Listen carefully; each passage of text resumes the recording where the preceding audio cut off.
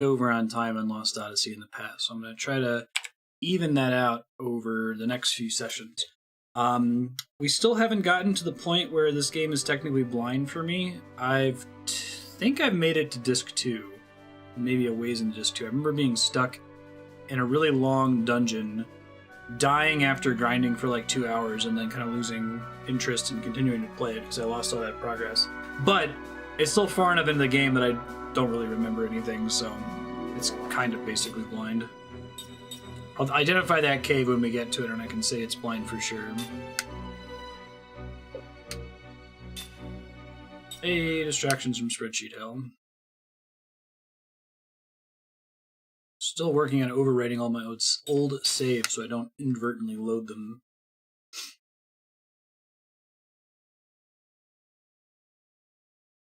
Finished our second pass-through of Mr. Rogers today with Cameron, so now we're watching Reading Rainbow. Turns out Amazon Prime has like all the good educational stuff except for Sesame Street, which is on Hulu. Butterfly in the Sky.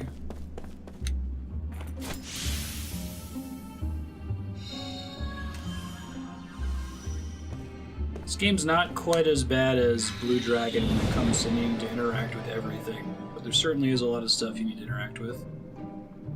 Thy life is dear to thee, leave this place at once. Fury shall befall those who defile this holy shrine. So we find out that Kaim is a grandfather. We've got one of his grandkids in the party right now, Cook. Kaim and Seth are both immortals. Jansen is not, although he's been kind of sent to spy on us, but maybe he's not a bad guy. And we're looking for Cook's brother, who is also Kaim's grandkid, because Kaim's daughter, his grandkid's mother, died, and it was very sad. We did a big funeral session with her. Are you some kind of beast? I could see that. I think I like Jansen better. I think he's better written than Luca. He's still kind of a scumbag.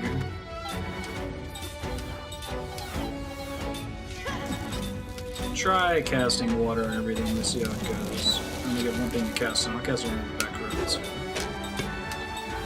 She has a special skill that's pretty decent. It's recovery. She doesn't really need to use it right now. There we go. The longest Odyssey. Hey, Ahan, how's it going? Get a pretty good MP recovery there if you manage to nail the critical hit. That did reduce damage because he's in the back row and I haven't depleted the guard meter yet.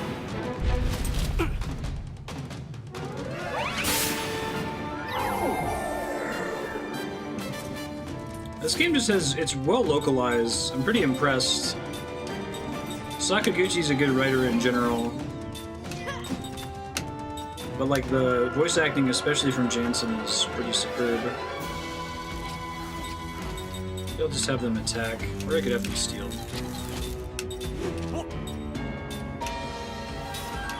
Prayer on Kaim.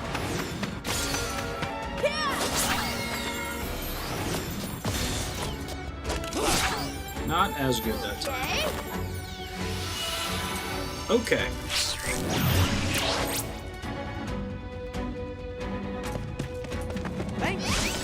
Really wanted to limit the number of those that he could eat. It makes him quite a bit stronger, I believe. I think it gives him a full heal whenever he does it too, which is very bad.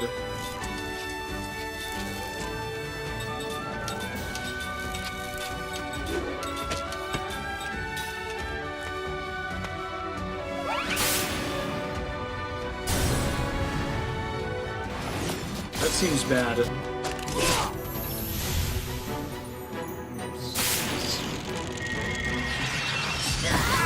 Oh, really? We did a couple of cross-country moves. I hadn't really moved before that, before meeting Andrea. That wasn't very fun.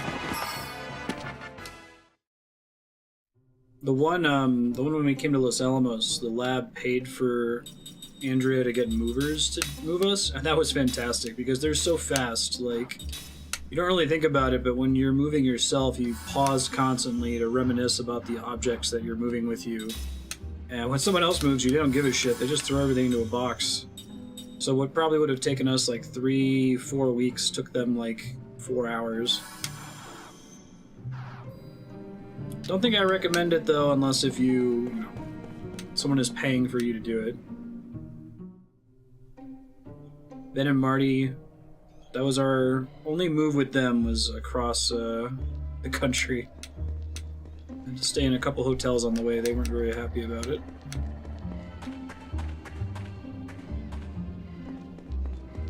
I believe this is forward. I thought we went down last time.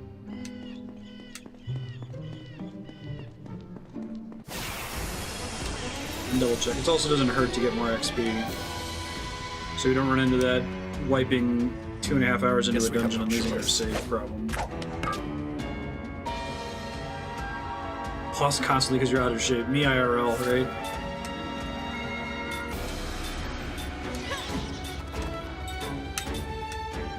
Let's see. All of my hits all the enemies' attacks are very long cast bars.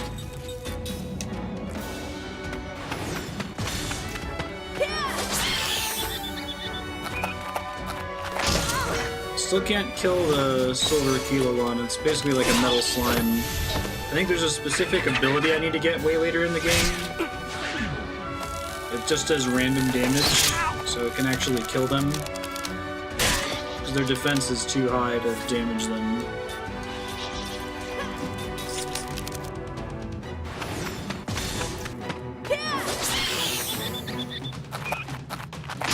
Kill that thing. Holy shit, those things hit hard. Need to kill it before it blows up. I'm pretty sure it's Sakaguchi's Shbomb enemy. Steamed hams for the family.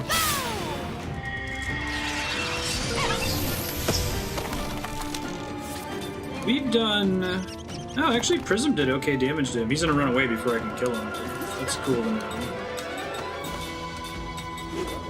I may as well try now, right?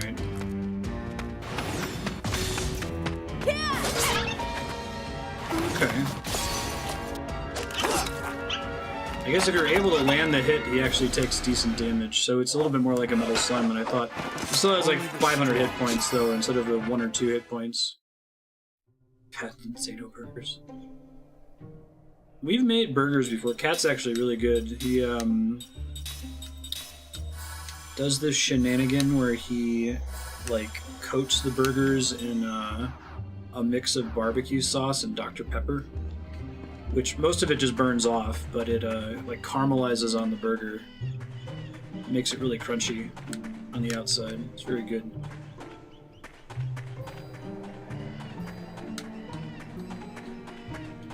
The fact that there's no interactables here tells me that this might actually be backtracking. I thought that we went down. Maybe we were supposed to go up, so I'll backtrack up here and see what happens. Like I said, if we get into more combats, less likely to game over and lose time later, so...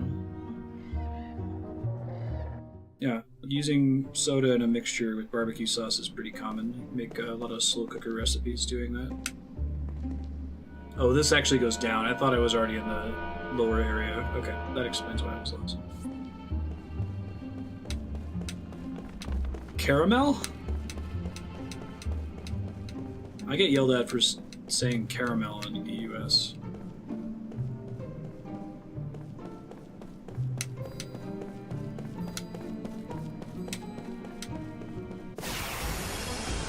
Would you say that it's caramelized? Let's say caramelized, I think. This does not look good!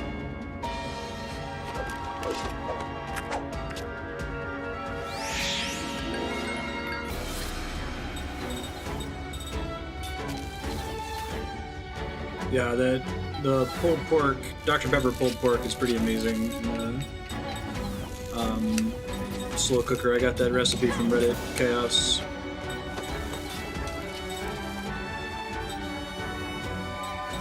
I think the creator said GIF.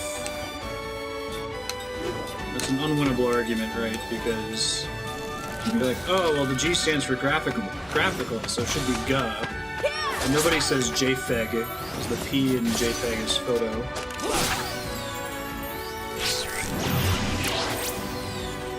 I think it's random, but it could also be based on like the level, hit points, and volume of enemies compared to the party members. There is a mixture of lines like that in Final Fantasy X, which this is closest to. Some of the voice lines were specific to the combat you were in. Slower. That's right. Don't do that. Don't be a dick. Having the MP recovery ring on time and set is pretty great, because I can just keep everybody topped off after every battle. The guard condition GC bar depletes as you kill enemies in the front row, and it reduces damage dealt to enemies in the back row.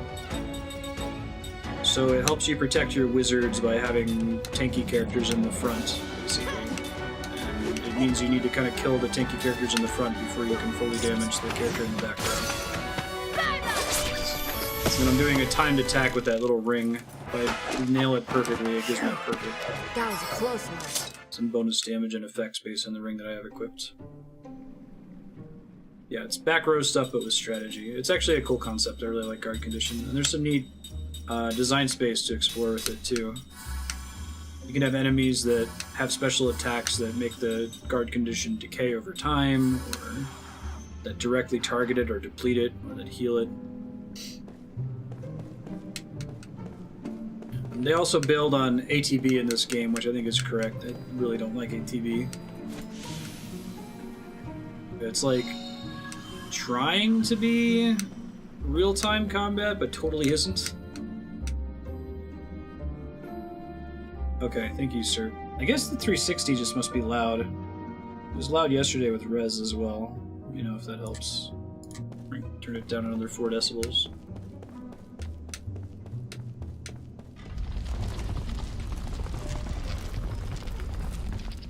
Thank you. Oh, I see. I think it's actually a pressure plate. Gotcha.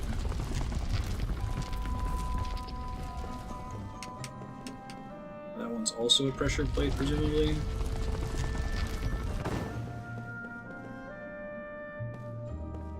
That is not.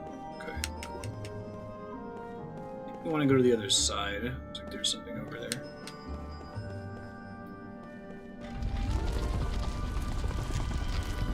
If language is living or it isn't. If it isn't, then like the French, Icelanders, or Chinese, and there's some institution that says what a word is or isn't. If your language is living like English, it's based on usage, in which case the J pronunciation is certainly what's used. I guess by unwinnable, I guess I associate semantics arguments as just being fundamentally unwinnable and pointless. But I guess that's a good point. Which one has the greater rate of usage is what a linguist would probably recommend you to adopt. Is GIF actually less used? I didn't know that. So the jamming ring? What was the thing I just got? Oh no, it was one of these. Lucky Clover. HP recovery when you critically hit. That's kind of neat. I need to learn more of these abilities anyway. There's a cool mechanic where the 2 immortal characters can permanently learn skills. And like learn skills of their allies that are fixed.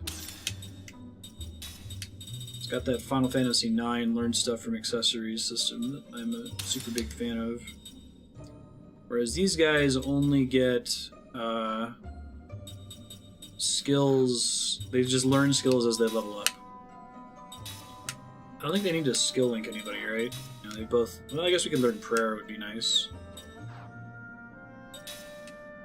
What's she doing? Yeah, let's learn prayer and casting support. Really? I've never heard anyone say GIF seriously. Unless if they're talking about peanut butter. It's weird that there's a path here. It's an opening expression. I can see that propagable. Let's take him down. This game reminds me a lot of Final Fantasy X. It's a little bit more of an Asian world. Still feels very Sakaguchi though.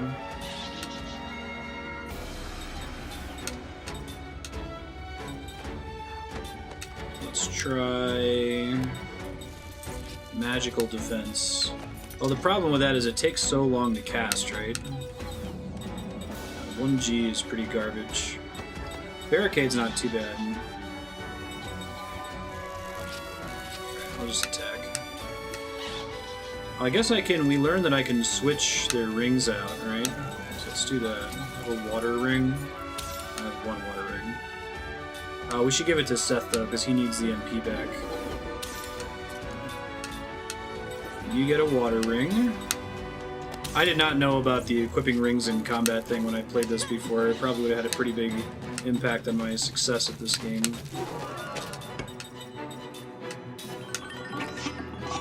Probably should have killed the bomb first, come to think of it. Nice damage boost. Nice MP recovery. Fantastic. That's what I should have been trying to prevent. Ow. It wasn't as bad as it could have been.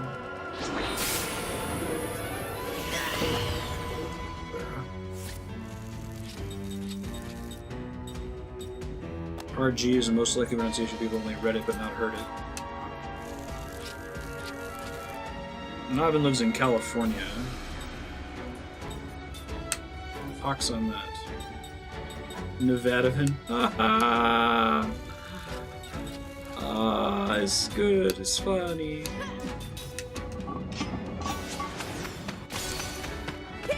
Nevadavan. Nadavan.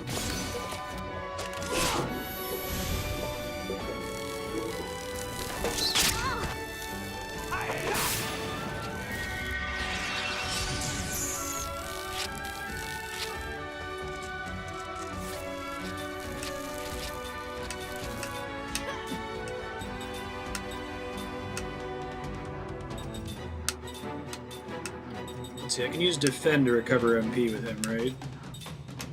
And she doesn't really have any way to get MP back, but I can use Prayer to save some of Kaim's MP on healing after this combat. Get a big perfect. That's not a perfect. Whether you get a perfect or not has a pretty big difference in how much MP you recover on those kinds of attacks.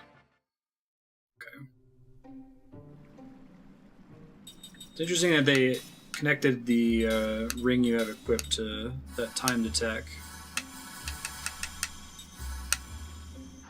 And I'm out. It's okay.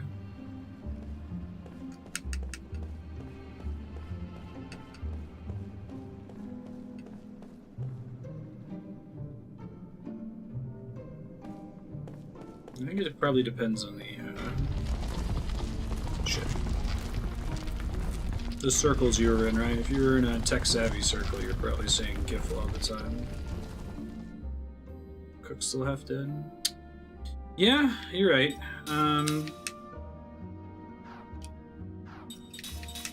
Just ran out of MP and forgot to keep caring about it.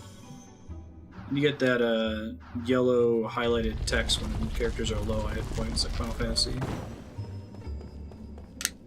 So they couldn't just take everything.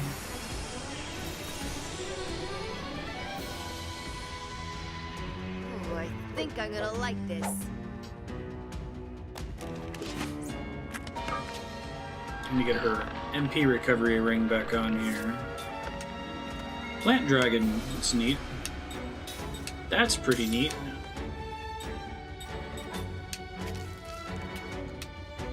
And it drops quality iron sand, pumice of despair, hard skin, and you can steal mint powder from them. Okay, let's try. I'm gonna take a stab and guess it's weak against fire. It doesn't say that it is. But it is a plant dragon, so we'll give it a try.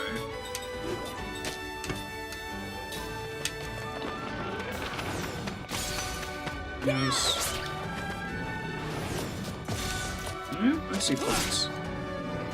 It's like all tree looking and has flowers growing out of it.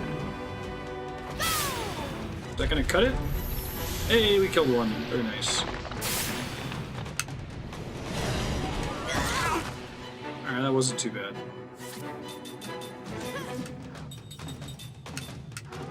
Let's keep popping collars here. Prayer on Seth. Sorry.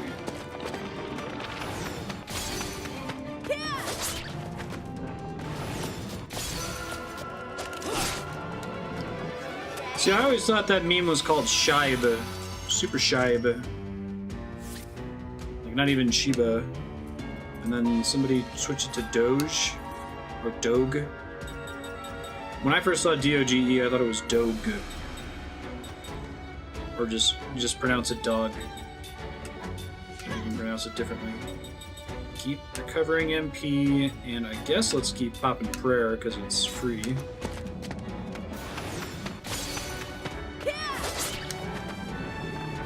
I gotta stop landing those perfects on Seth, but not Kaim. She's full on MP. I have like an MP overhealing mechanic. There we go. Nice job, Kaim. Proud of you, bud. What a waste of time. Kaim learned prayer, critical here. Okay, sweet. Such a neat mechanic. In addition to that, since they're immortal, if they die in combat, they just get back up after a couple rounds. The only way you game over is if your whole party dies at the same time, which is very possible. Magic casting time reduced it in critical HP status. I wish I could keep my back row people in critical HP status permanently. Just to learn that more quickly. And then skill link. Holy crap, MoviePass dropped its price?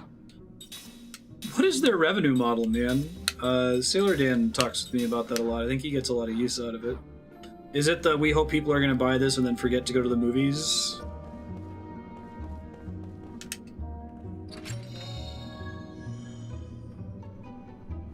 Curse. It's, black magic? That's pretty neat. I don't know what the curse status effect does. Could somebody look up Lost Odyssey curse status effect? Let me know what it does. Whoops. That is a environmental effect. It's kind of cool. Yeah, but where is... That was my initial theory, 6-gun, but oh shit. So I was still close enough to him. Sailor Dan said that they don't get any share of the revenue from that, that it's literally just a debit card as far as the theaters are concerned, so they don't... Like, they don't opt into it, right? Like, our little dinky theater Real Deal didn't know MoviePass existed, but MoviePass works there. So they don't send any money to them. These guys are nasty. Pardon. Try using them.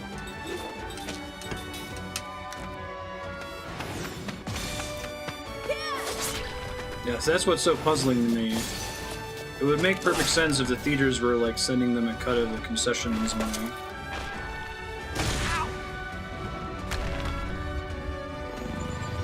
It seems bad.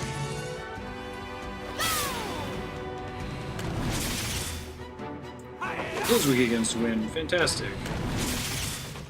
Abuse the heck out of that. This guy's almost dead. Then finish him off. And that guy's charged up, so it's probably gonna hit really hard whoever he attacks next. Bye-bye.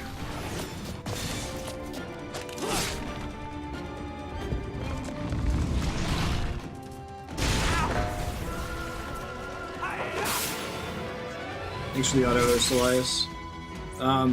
So like, maybe not the individual theaters, but like, what are the different theater companies? AMC.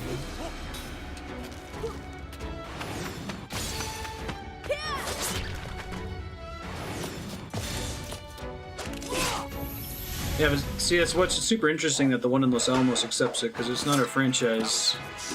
It's just like a mom and pop theater.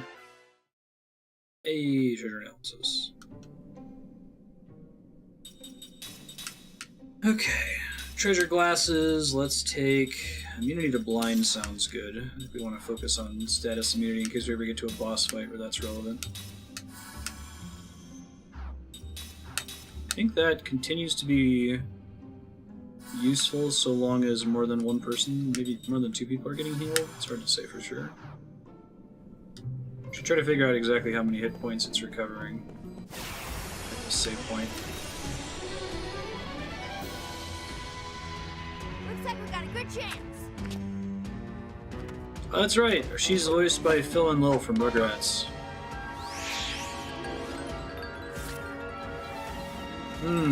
Maybe it's the production companies. That makes the most possible sense.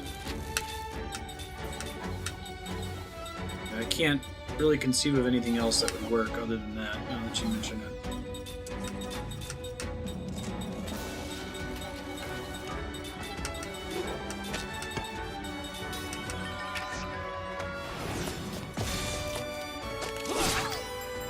It's gonna take them more than a turn to cast their long spells here. I guess I haven't tried Googling how does MoviePass make money. Maybe someone's figured it out. Discord's the other one, right? I guess they've got their Nitro subscriptions now, but if you think about what it used to cost to run a TeamSpeak server... Remember, Cappy was helping me with a Mumble server when we first started streaming way back in the day. That was a pretty big deal. My original theory of, oh, they're going to try to get Twitch to buy them, kind of, or Amazon to buy them, kind of didn't pan out when they bought Curse instead and made a garbage Schmishcord platform.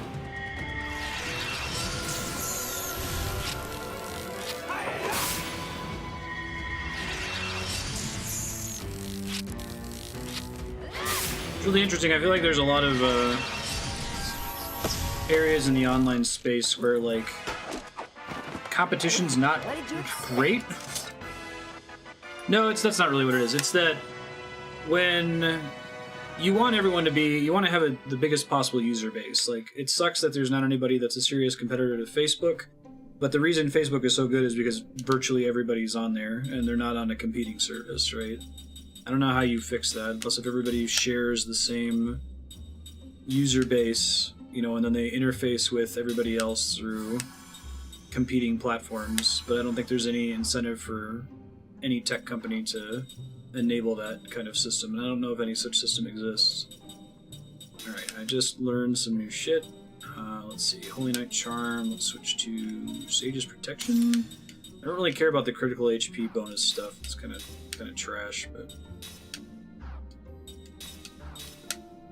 Okay, we've learned everything there is to learn, that's exciting. Lots of powers we could equip. Think about trading some of them out later. Yeah, companies without obvious monetization strategies can make you a little nervous.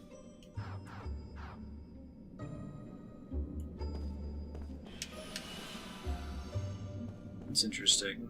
A little healing ball. That might be one of the first times we've seen that. Technically, this game is kind of weird. If you save your game and then go to the title screen... I'm just going to try to overwrite all my old saves so I don't get confused. If you save your game and then go to the title screen and then load your game, you have full health and mana. But you have to do that to get full health and mana at a save point.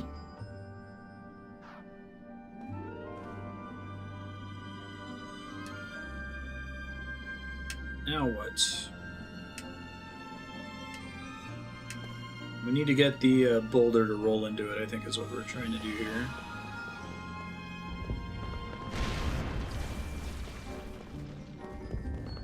These guys didn't get particularly good XP. They have a streaming library too? Wow. What the heck, man? Maybe they're trying to collect data on moviegoers, but even then I can't imagine that it's that valuable.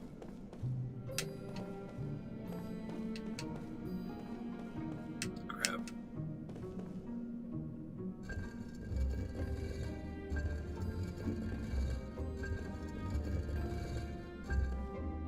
There we go, that should be far enough, I think.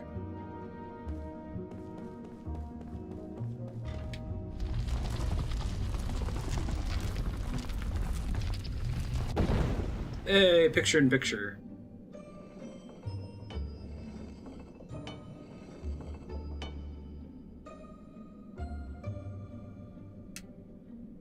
Did that just disable all of the, It did? Interesting. guess I didn't want to deal with what would happen if the ball rolled all the way down. Aggressively saving. Kind of making me think there's going to be a boss fight on the other side of this door, so...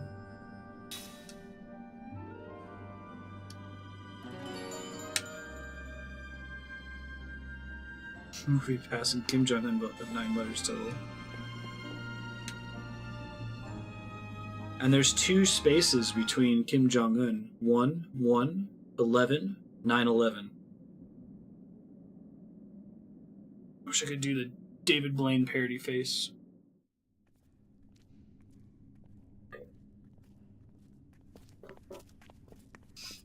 Hey Namaku, how you doing?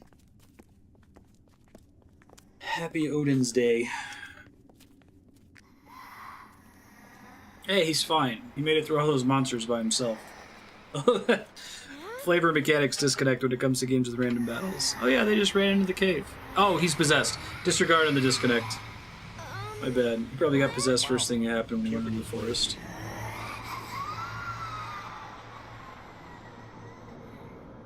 Now I understand why it's a cursed forest.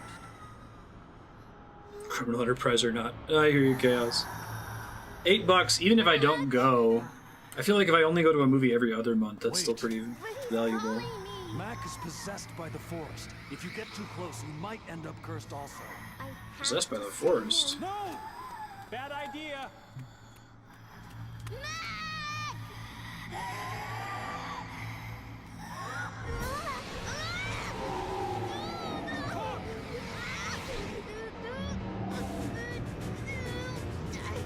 You know, I was just thinking... I just told you that. Is anyone listening to me? For whatever reason, I didn't feel the usual, yeah, they should just kill Mac here. And I think the reason for it is he was just introduced as a character, and it would be kind of weird to kill him now before he has a chance to have an arc. Right? Maybe it's just what Sakaguchi handles it a little bit better. He doesn't, like, put kids in danger for emotional manipulation. It's very clear that you're going to beat the boss and save him, right? They're not pulling like a Persona where you legit think that they're dead. Surprise, they're fine. Fuck. Try to hit the one that has her grabbed right now. I miss doing Matsu. I love these soundtracks.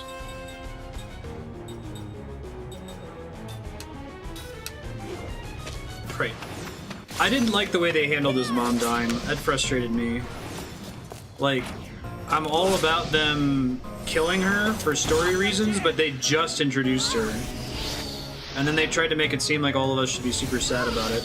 I guess they were trying to simulate a, like, the fact that Kaim is amnesiac, so he didn't actually remember being the girl's mother until right when he got there, so you kind of get that experience as the player not having developed it at all. But it didn't work super well for me because of the timing.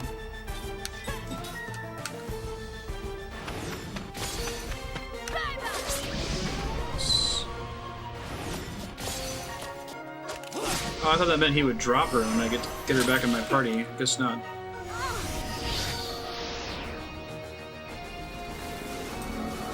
Guess I should probably check and see if I can heal Cook. Ouch.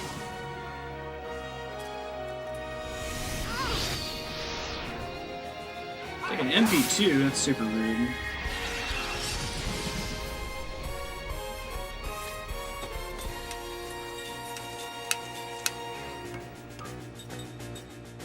Oh, I don't think I can even target Cook, can I? Can I use a healing item on her?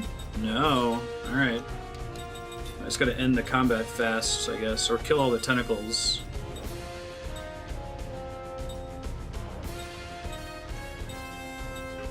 I think it's the tentacles that are draining her health.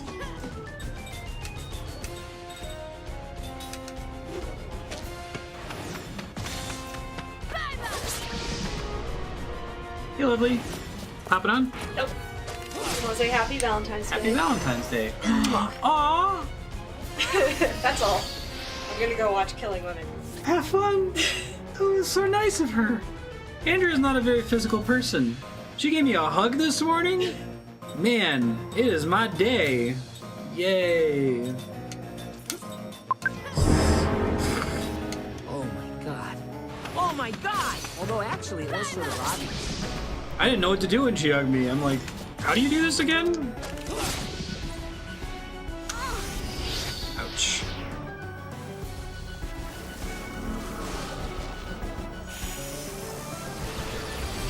Does get more physical than that. Ouch. I gotta hurry up and kill it, I think. I don't think I can take the time to heal up Kym and Seth. Prism ended up being pointless. Try casting a regular attack here. No elements. Practice bro hugs.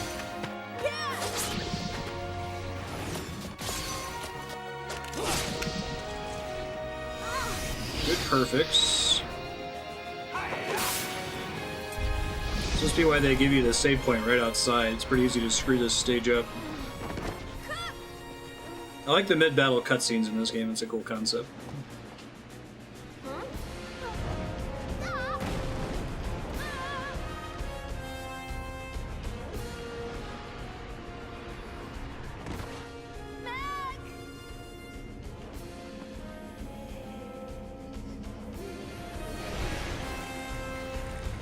Round 2, but Cook's back now? Okay, neat. Now I need to heal everybody. And Cook's actual HP total is what she has remaining after that. Jeez. Alright, let me top her off then. And let me try to cast another Zephyr just to make sure everyone's full. Man, the time it's going to take to cast is pretty brutal. Throw a regular heal on Cook, I guess. Okay.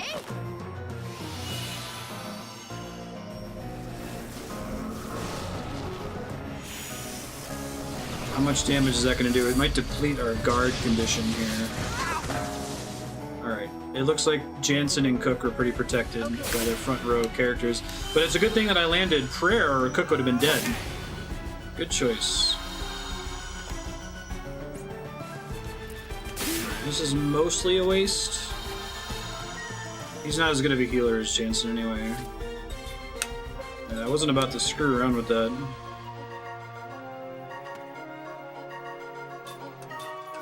Poor Mac is guarding.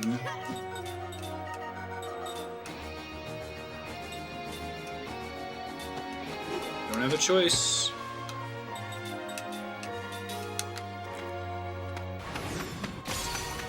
Nice, perfect. Mac's in the way. If we attack, we're gonna Oh, hurt him. fuck. There's nothing we can do. The forest is controlling Game over. I'm just gonna do enough damage here. somehow. I wonder if there's a way to neutralize him without hurting him. Ugh. Well, it's too late now. Now he's dead. I already cast...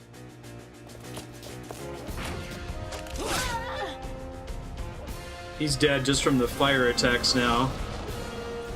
Mac Cook Pro. Oh my god.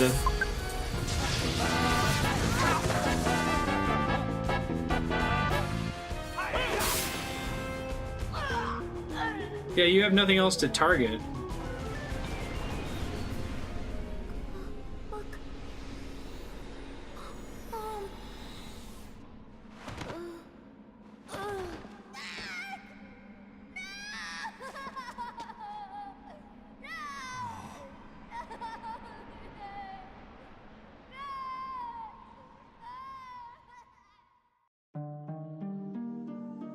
I love that they give you a custom game over screen instead of just falling over. I don't know if I agree with that design decision. Hey, I got to kill a child! Hooray! And they actually, instead of just giving an immediate game over, they showed us everybody mourning his death. I feel like they probably should have let me re-input actions because they made him so weak that if I had 4 people attack him, he would die instantly. Like, they should have given me a chance to back out of it.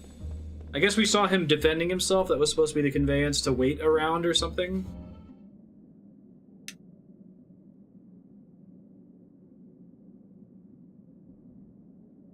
Totally mercilessly.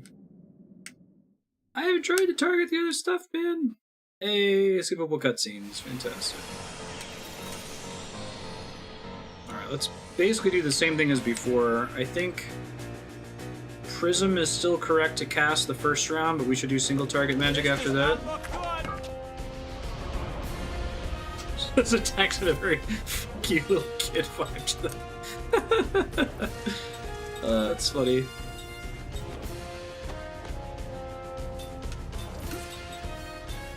Try focusing down C this time. I didn't try that last time.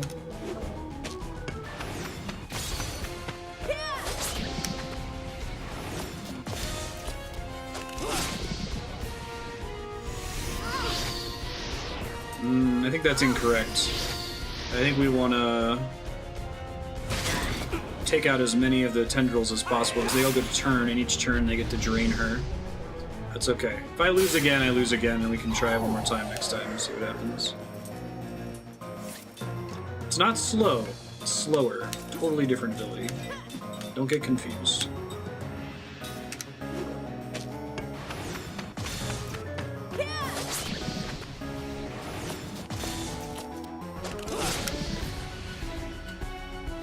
What game was that?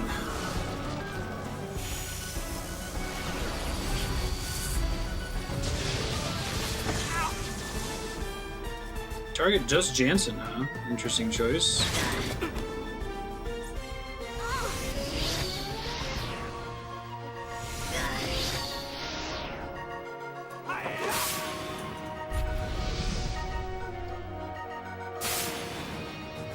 Didn't do that last time. It seems bad. 27, boo.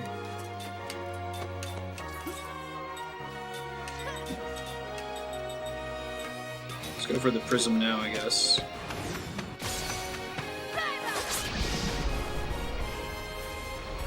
Oh, that was the arm that was holding her.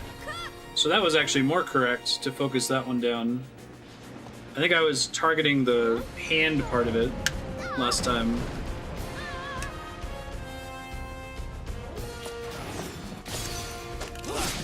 Oh, and combat continues from there. That's interesting. Oh, so now I get a chance to top her off. If that's the last arm I kill, then she almost dies like last time. Good to know. Very good.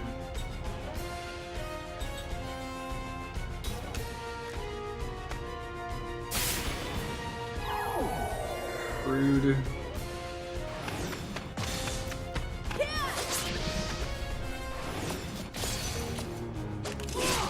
Nice.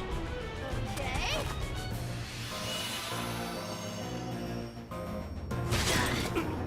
Thank you, Namaku. No, I don't think that Mac should die in this sequence, or Mac should die in this sequence. Just because it wouldn't serve any story purpose. And they're not trying to, like, manipulate us with this sequence. It's me specifically. Right?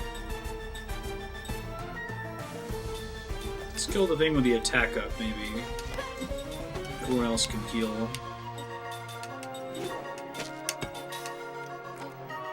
Get in some buffs next round, maybe. Barrier up. I may as well, since I can't attack Mac on the first turn, right? Jerk.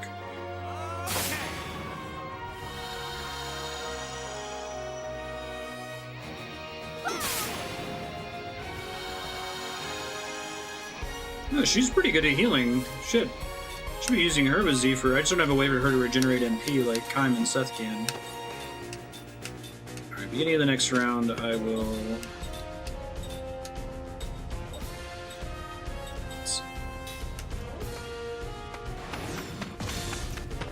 I'm so UI dependent. I keep thinking that targeting is going to show me the status in the bottom right of who it's targeting, but it just highlights the person currently casting.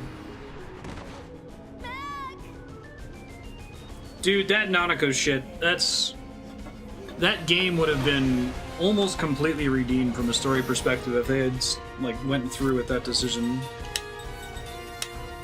Ugh. Bad design. Weak barrier that absorbs damage protects the party member it surrounds. I don't think that works the same as, like, Paladin cover in Final Fantasy.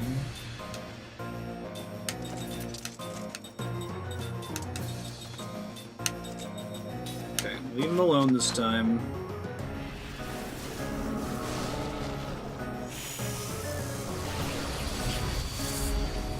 Do I have to attack him once in order to trigger the dialogue that says, don't attack Mac? So I can actually hurt him? That would be kind of silly. Which means I need to whack him in the face with Cook. So I do minimal damage.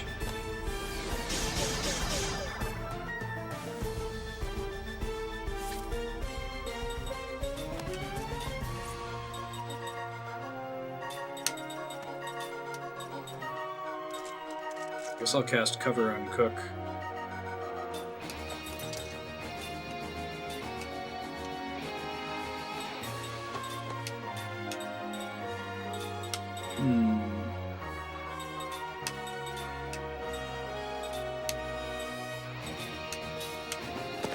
I do have to hit him once, but no more than once.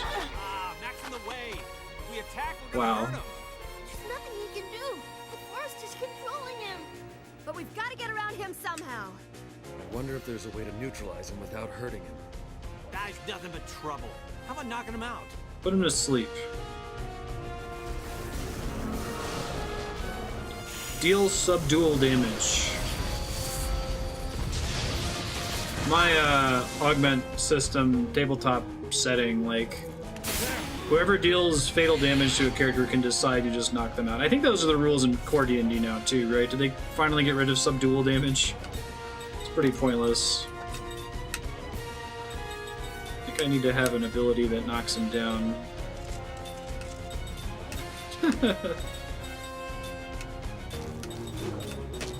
I guess they're both guaranteed to have sleep, and they're likely to have MP by this point in the fight.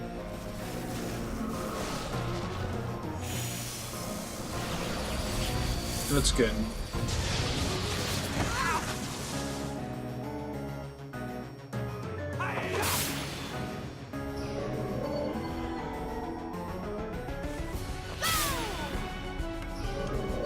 Okay, so you had to cast sleep.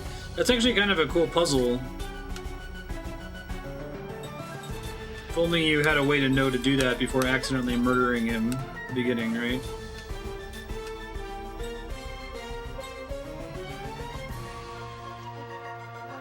I guess I'll have him cast Flare, and she can cast Zephyr. She's pretty good with healing.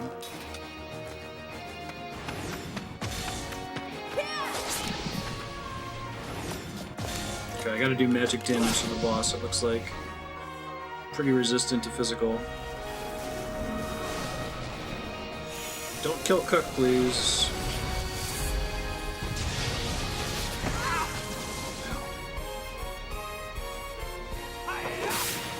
Oh, that damage guard is from casting cover earlier, I think. Quite good, actually.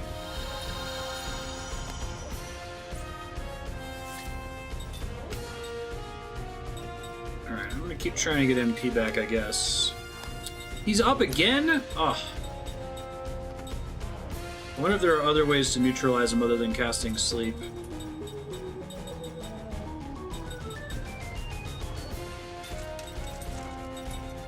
I wonder if I can cast, turn him into a frog, basically.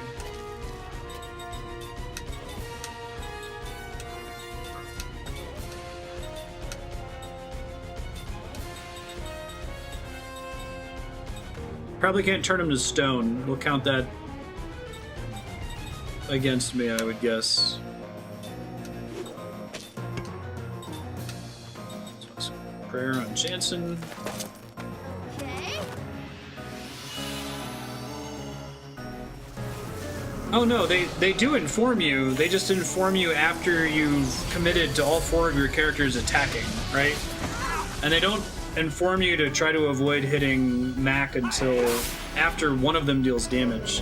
So if they said, oh no, Mac's in the way as soon as he spawned, that would be one thing, but you don't even get that dialogue until after you've whacked him once with one of your characters.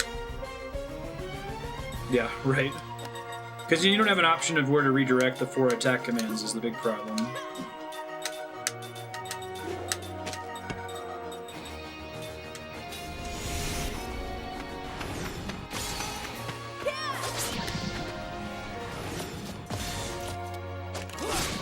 It could be worse. You might be able to deduce it from him blocking, but you still have to whack him once to get the "there's another way" message, right? Hey, magic damage.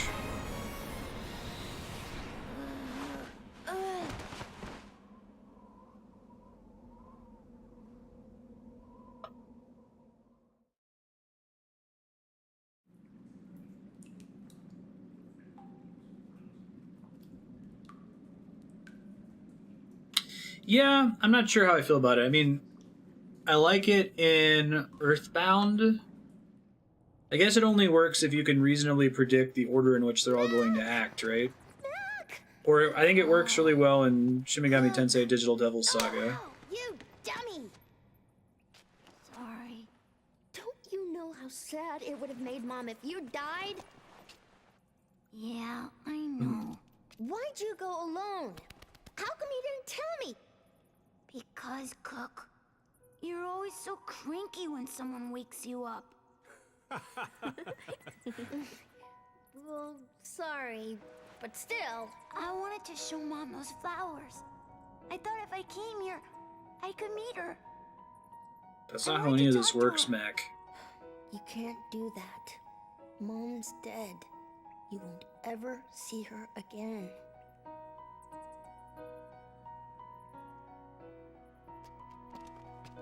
Tell me, Kyle, when someone dies, what happens to their soul? Do you know? You lived a long time. Haven't you ever seen anything? No. Can't unhear the regrets. When people die, they just go away. Palm If there's any Forum. place a soul would go, it's in your memories. Good for you, Kaim. People you remember are with you forever. Lyram will continue to live on in our memories. And that's a good thing, right? Yeah. Let's return these flowers to where they belong. Oh, man, what is it this time? I don't know. It feels different than the spirit that attacked Mac. Well, not to me. The other one felt evil. I think I've played a game where Grandpa joins your party, but your grandkids join the party. It's almost tranquil. You two get back. Pretty heavy force feedback on the controller there. We gotta get an API to send controller force feedback through stream. I feel like that should be doable. You'd have to get a modified controller. Intercept the signal.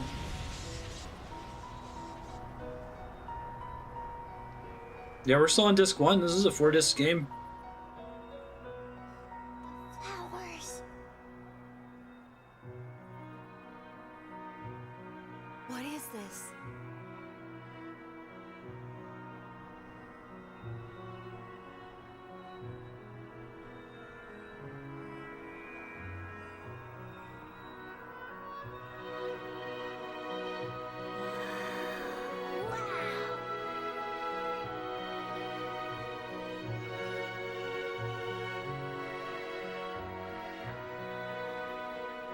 Incredible. It's a miracle. This is a miracle. It's Mom. Yeah, Mom's here. I know she's here. She heard us. She felt us. Mom, Right. look. We're doing fine, Mom. Mom, I'm gonna go find Oh, that'd be great in combat. I love that about Bravely Default. They're like, how do we still make a turn-based JRPG, but actually The warmth of her soul. Lyram's brought us a miracle, Kaim. iterate on it, you know? Always keep you in our thoughts, Lyra.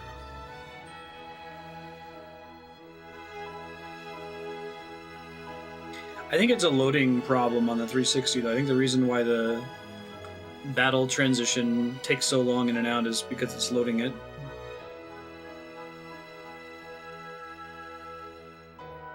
That's why the Bravely Default battles happen instantly on the map, right? Whether you have it on fast forward or not.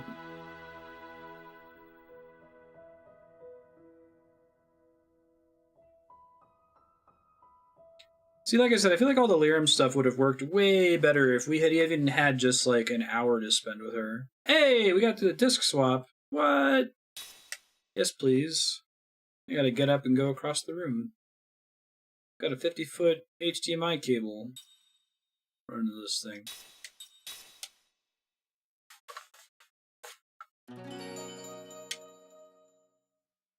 Yeah. Even some of those are pretty long. I will be right back. Cameron was opening up this box this morning, a disc box. Oh god.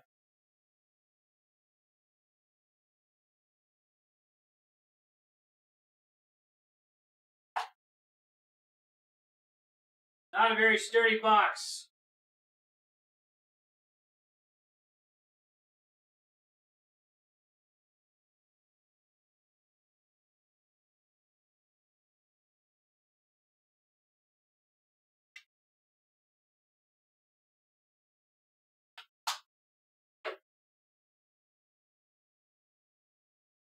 It has like 4 discs in it and a single slot for some reason. I don't know why they designed it that way.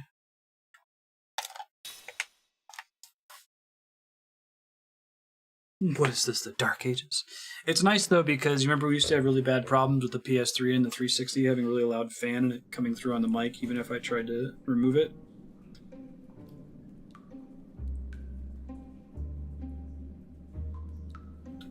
Un momento, por favor. Lost Odyssey. Wow.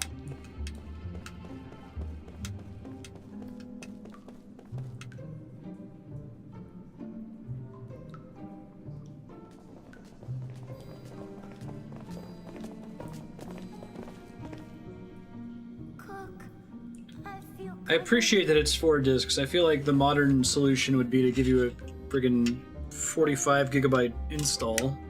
Mac, are you getting all strange again? Something like a third of my PS4 space is Darkstar subblock games that have been installed. Your power won't do I think you can uninstall them without losing your save though, right? What? You know about this? It's weird. This strange power is moving inside of me. That's the magic of the Eastern Tribe. Don't worry about it. Hey, you got a The Eastern Tribe coexists lecherous with the forest. mage, They both respect and 2 fear immortal the characters. One of them's a grandpa, one of them's forest, that they gain special powers from it. actually Terra Strong. The Eastern Tribe, the 2 people who kids. started the war 500 years ago? As you know. That seems like something Jansen would say though. Why me? You were possessed by the Crimson Forest, which still holds the remnants of the Eastern Tribe spirit. Because of that, the power of the Eastern Tribe now resides within you, Mac. Ooh, seems like a mixed blessing to me. That's not true. I'm sure it'll come in handy. You should be thankful, Mac. Hey, I'm possessed by a tree spirit? Sweet? Good for you, Mac. Wish I Rad? had it. You didn't see that alternate timeline where I murdered him, though. And it wasn't quite so rad. Ooh, thank you, game. What a Skyrimian solution. Well, I guess the entire dungeon would have just been built to loop in that case.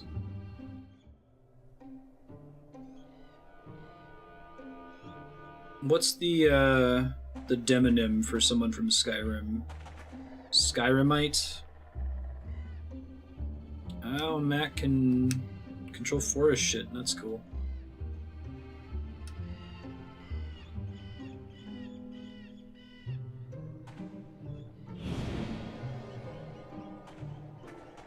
Neat. Go hit that save point. Oh, they're just the Nords. That's better. Demonyms don't always need to have the name of the thing in them, I guess.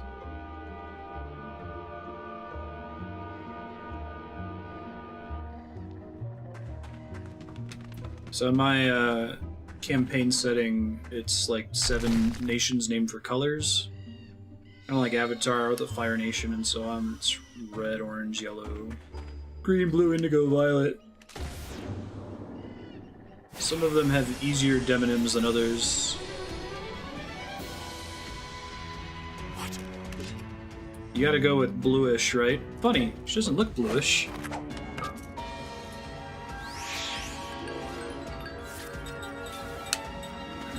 Let's go this.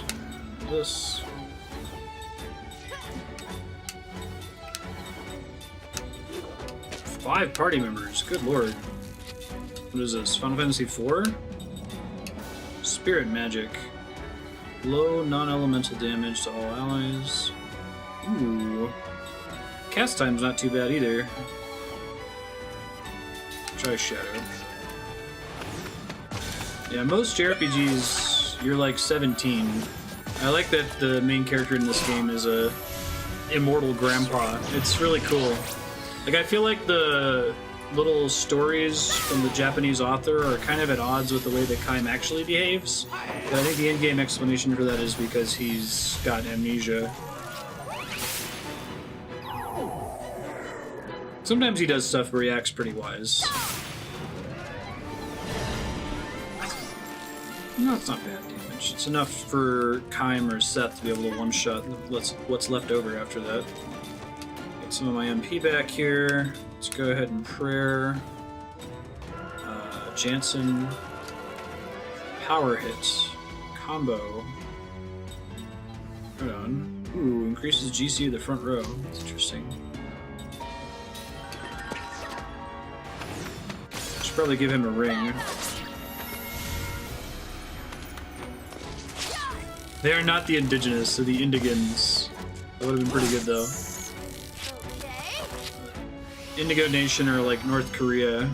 They're like super isolationist and disappeared. The one I like best is the Orange Nation or the Orangians, which sounds super evil. The indigenous. Not too late to change it. I'm doing that stream for Lisa and Matt in that setting. Oh, he actually does okay damage. Right on. I'll give him a combat ring then. Maybe I can give him a soul ring if I can craft one. Mac learned counter. Oh man, I really like that word in turn-based RPGs. Alright, so we all gotta learn Mac shit. So we probably want to get counter first. Yeah. Heck yeah. Don't you know it? The Indigans are indigenous to Indigo. Aren't the orange people the Dutch? Alright, old battle discus. What would it take me to make another soul ring?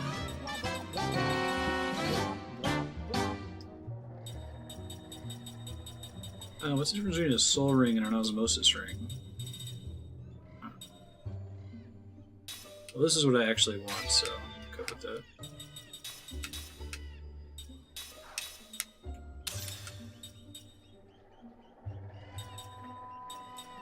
It's an osmosis ring that also deals damage. So can I then craft that into a soul ring? It might be something I do in town. There's a special ring crafting you can only do in town, if I recall correctly. That'll get everybody a little bit.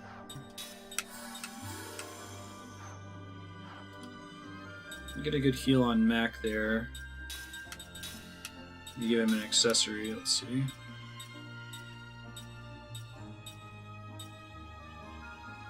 I like Grant's the use of black and white magic, then he can at least help with healing. Probably do that.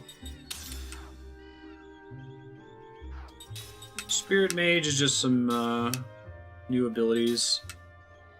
He'll be able to get some back by using that new osmosis ring I just gave him. I'll show you Spirit Magic. Shadow is non-elemental damage to all enemies. Buff magic and physical attack. Wake up a character from sleep. And it's 1A casting time, so it should be the first thing to happen in combat when it triggers. Alright, let me prioritize saving here.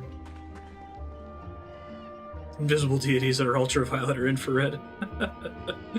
The gods are also the colors.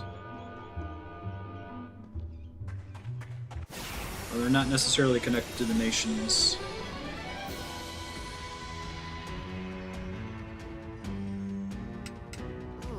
We start using like hex codes to have an unlimited number of nations.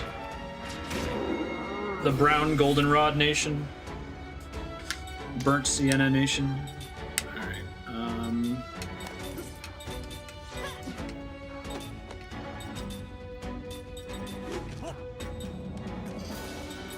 want him to defend her to, I guess, use prayer on Mac.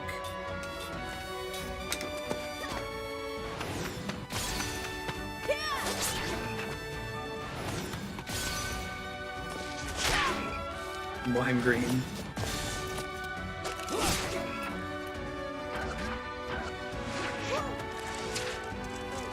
Yeah, right. That's exactly it, Progio. I come from the lands of number 482875. It's not all the way Yoko Taro. It seems like a very... Let's keep recovering MP over here. I need to see if I can get another one of those so that multiple people can pull that off. But I don't think that Cook can cast Black Magic if she doesn't have that one thing equipped. So maybe it's better to do it the way I'm currently doing it. Nice.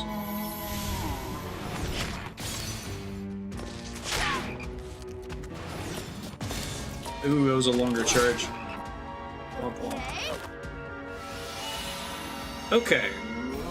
Yeah, like even that prayer animation was a solid 5 seconds, right? If I could just turn it off, it would speed up combat quite a bit. I really like the FF9. You see combat animations the first time an ability is used, and then there's a chance to see a full combat animation after that, but otherwise it's usually short. I think that's just the right way to do it. What a waste of time.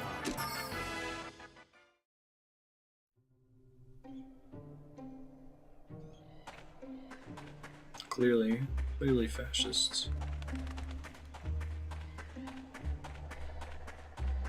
Whoa, what was that? Did I just not see that before?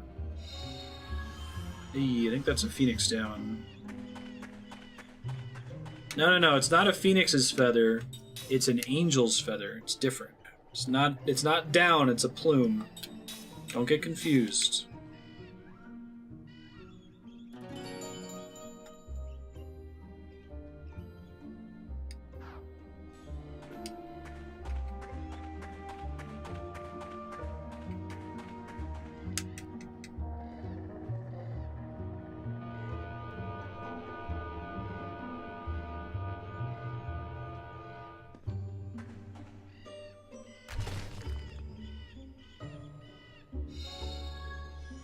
Demon Warrior's Blade, Demon Warrior Ring. I think I like all those words, right? Do I? Shadowy Warrior who once prowled the land. Significantly increases damage against Beast, Machine, and Magic. That would be cool. I guess I'll use that whenever I'm full on MP. If I can remember to micromanage my rings.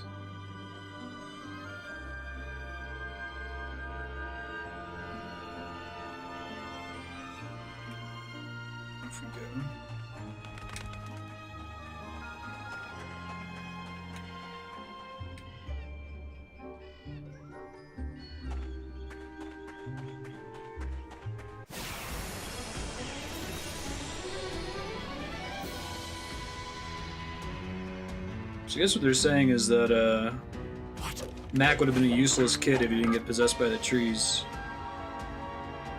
I guess he'd be a monk. Just punching stuff all the time. Can I change the party order? I kind of want Kaim, Seth, and Mac to go first since they all melee.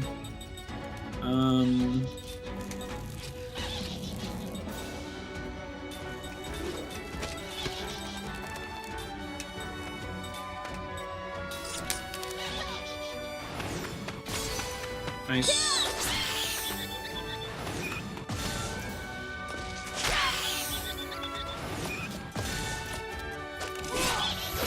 Hey.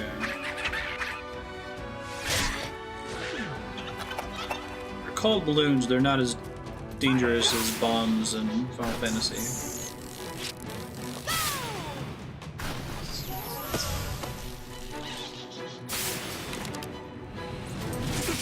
Ouch.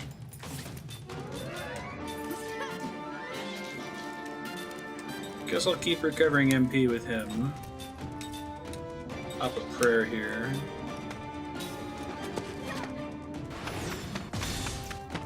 Just good, bummer. Nice.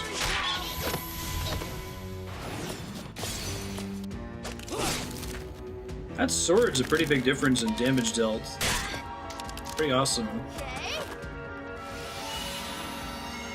Okay. I wonder what possessed Sakaguchi to be like, you know what, they only need one spellcasting line for healing, and it's okay. It's not in my nature to lose. I keep thinking she's saying it's naughty by nature to lose. Kindly crisis concentration. Sweet. Sage's protection, just need turntail shoes. Still working on learning counter, which would be the bee's knees.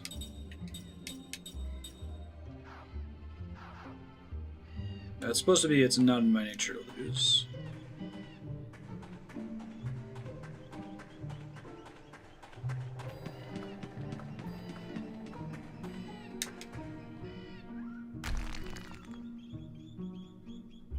Just a little sprinkle of Cuphead votes.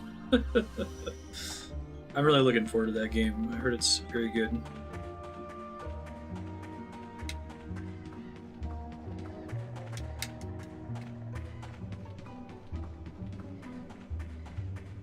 Okay.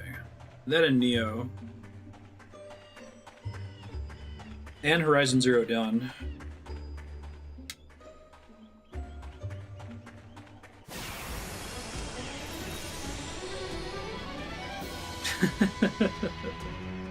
My only solution to negative votes is to remove the negative sign. Sorry.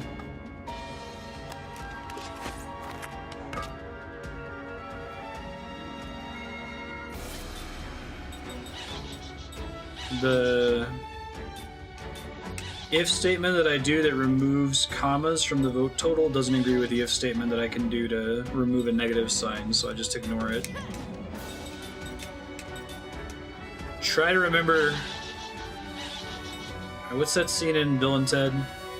Trash can. Remember trash can. What are you talking about, a trash can? Whoop.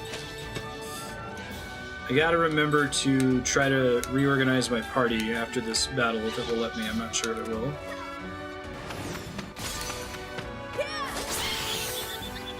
Nice.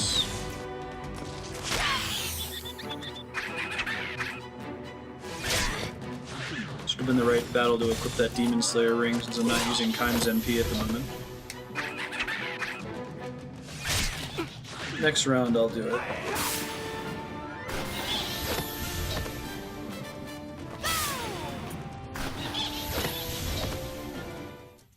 Really gotta get away for Cook to recover MP. Seth learned anti-blind. Awesome. Okay. Reorganize the party. Can I do that?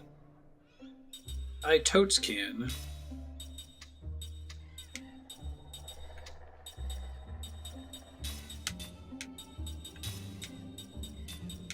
But I can't change the order in which they act? Oh, that's the worst! That's the worst. That's the worst. Maybe when I get more party members, I can change the people that are in my party, I can change their order. Whoa, I guess you really did take my dad's keys, yeah. Oh yeah. Best time travel mechanic in any story ever. Only works in a comedy movie. The Bogus Journey variation I didn't enjoy as much. As funny as that scene was.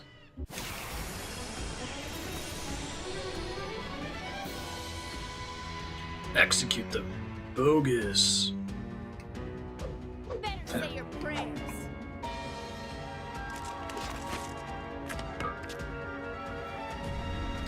I think Hapax might be putting Horizon Zero Dawn on after we beat Uncharted.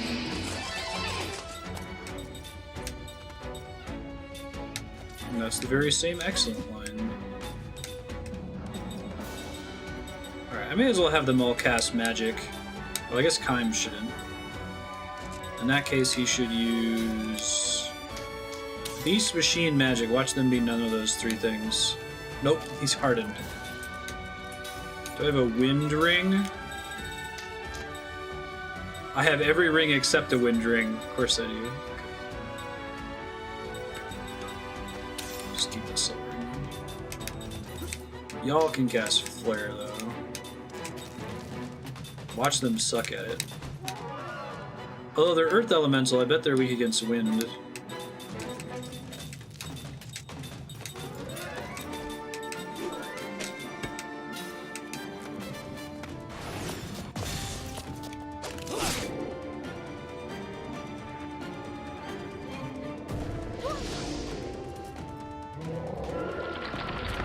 I think Horizon Zero Dawn's on there as main plus extra. He was going to put it on for sub-block after Uncharted, and then it'll get some bonus streams maybe eventually. Oh yeah, Last of Us is another one that I've heard is just outstanding. Like, best games of the decade, outstanding.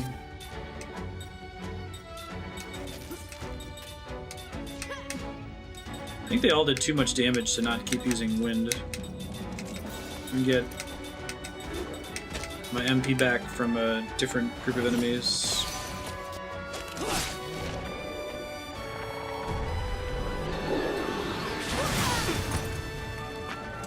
Is horror a right description of Last of Us? Don't kill Mac, please. I guess Mac benefits from having a lot of MP. Maybe he should be my healer.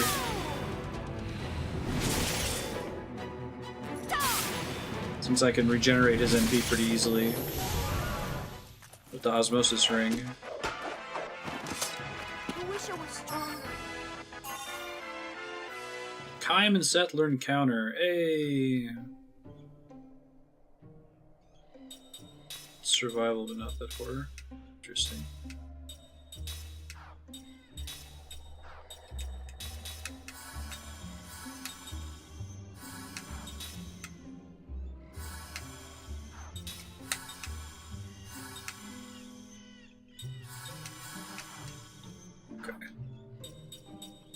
Want to change what their skill link is here, so let's do probably combo. I don't actually know how it works. I have skill seeds, right? How many am I looking? 2 of them. Perfect. Keep them balanced, and let's just use those immediately to give them both counter without having to think about it. Wait, where's counter? Oh, here we go. I was just confused. Counter. Perfect. Counter. Awesome. Counter and like auto... I feel like auto haste is by far the most important passive you can get in one of these JRPGs. The basic like economy of the game is how many turns you get. Increase the number of turns you have and it makes everything else about the character better. How many of these circlets do I have? Just the one?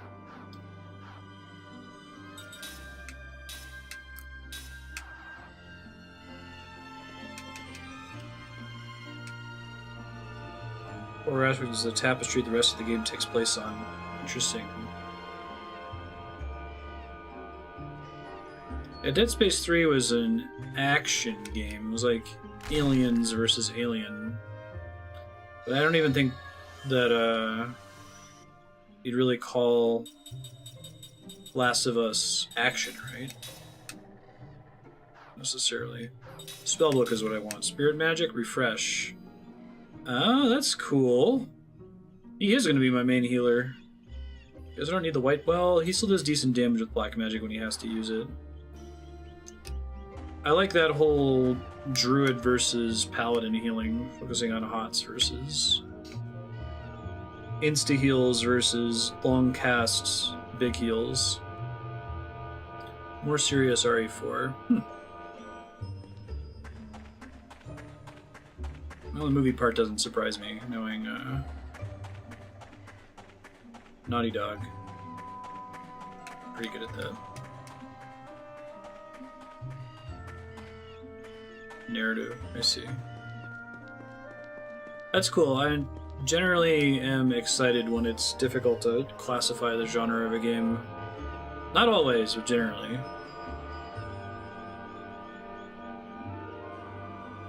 One of these is going to be an enemy. I can feel it in my fingers. Ocean? It's Dark Souls. Not a lot of games are actually like Dark Souls. Like Hollow Knight, Dead Cells, Salt and Sanctuary. If it's a fight you want, you got it. Actually, those are the only ones that really come to mind. And I guess Neo is intentionally trying to make a game in that genre, and so is Salt and Sanctuary. I'd say that Castlevania Order of Ecclesia is it's like a proto-Dark Souls. I think it came out before Dark Souls.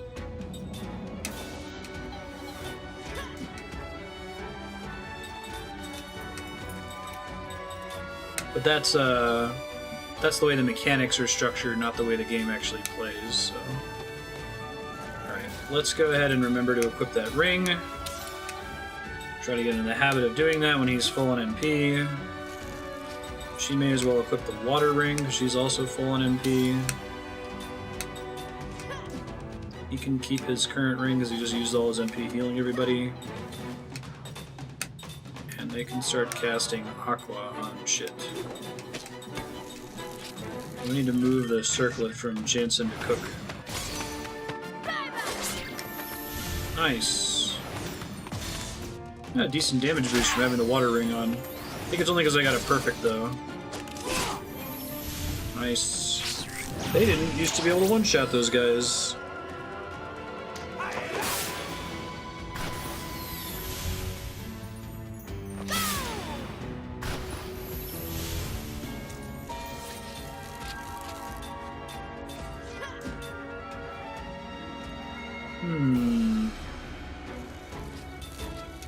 Let's just burn him down really quick. Okay, so they get the MP from the defend action instantly. Their turn doesn't have to actually come up. So that's valuable information. I'm gonna try to get a Cook to recover some MP that way. Good lord. Can you not cast Prism? That hurt. Especially if it's the last turn of combat.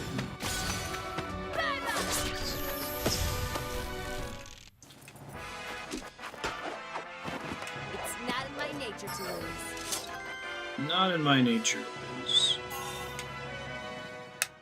Kaim learned Turntail. I think that Kaim has learned every possible accessory skill, so I should give him something. Let's see. Don't have to spend a skill on equipping it.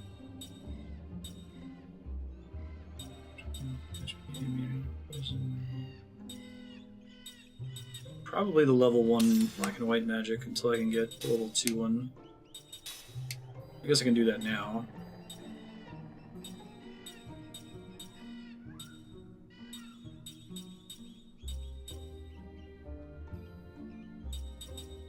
Only while being attacked, huh?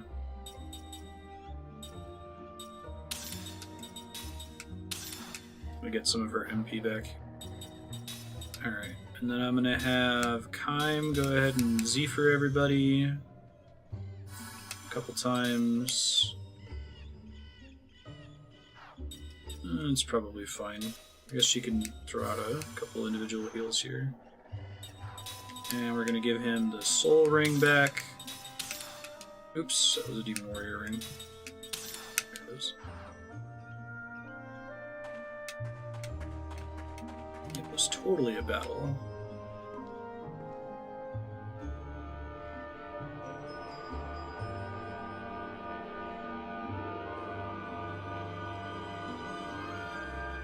This game's going to have a hearty discount on the voting spreadsheet once we're done. We got another 2.5 hours next week, I want to say. Okay, and this is where I've already been, so I think we can loop down around here and then leave. Maybe I'll hit the save point up here. I think it'll be faster to just go through the cave at this point. Let me be cheesy and reload my game so I can get a full heal here. It's super cheesy, I'm just puzzled that they even included it in the first place. Do I have an easy way to get to the title screen? I don't remember.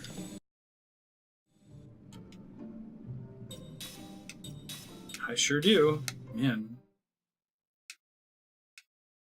So like you could use the save point to like farm up a full heal by using the defend circlet and stuff. Hunter votes for it pretty regularly. Can look at the vote history. That's why it didn't get cut from the purge of stale games.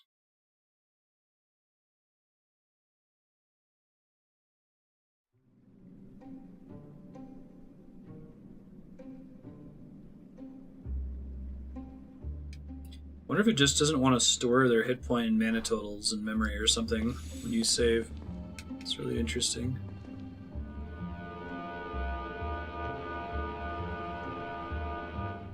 I remember I got confused. We were playing... See that little bug thing that just ran away? What the hell was that? Maybe I'm seeing things. We were playing some other JRPG at about the same time as this game. And I confused the whole save and reload your game to get a full heal. And it got me killed. I totally saved and reloaded and went into a boss fight and died. I'm like, what happened? I thought I was supposed to get a full heal. Different game, dude. Oh, shit.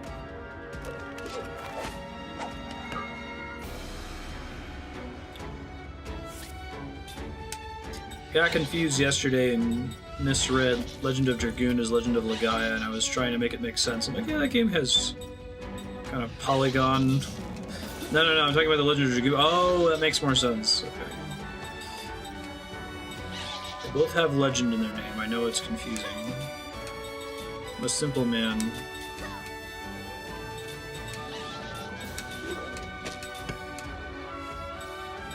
I guess I don't need to have that circlet equipped anymore, huh?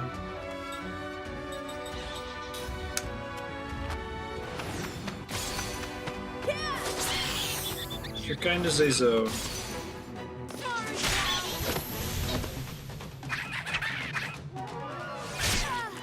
You play a lot of stuff.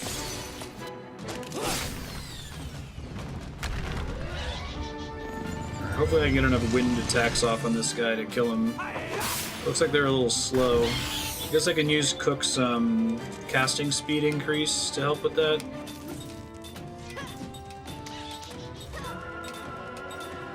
I don't think it's gonna be enough to kill him though, so I guess it doesn't really matter. Super expensive ability. I think it'll be enough to make him go right before the golem does. Two shooters with different grenade buttons. I've definitely had the circle confirm versus X confirm problem across multiple games.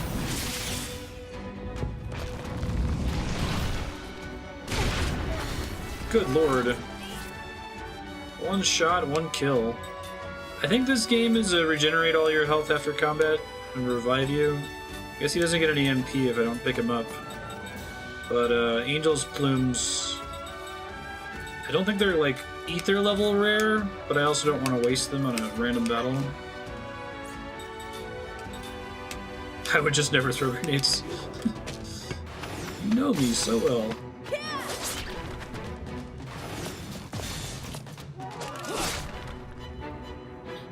Xbox and Switch is rough. Cat uses different jump versus sprint controls in Breath of the Wild, so when he hands me the controller every now and then it messes with me. He doesn't use the gyro aiming, which really surprises me. Like, he's actually good at console shooters, so he's very well practiced in not having gyro aiming, but I love it for making slight adjustments. As a historic hater of motion controls, I think the Switch's motion controls are on point for Breath of the Wild, at least. Outside of the gyro-focused shrines, those are actually kind of garbage. So heal recovers about 100 HP for her. What about everybody else? Slightly more? She only has white magic? What is shit, man?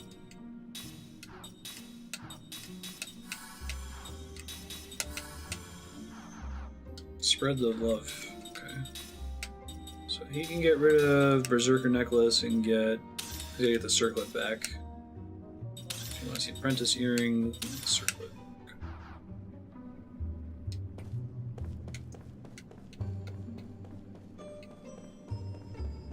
Oh, interesting. The cat turned it off. I'm like, oh man, I don't even think I can play Breath of the Wild without gyro aiming turned on. I'm so used to it at this point.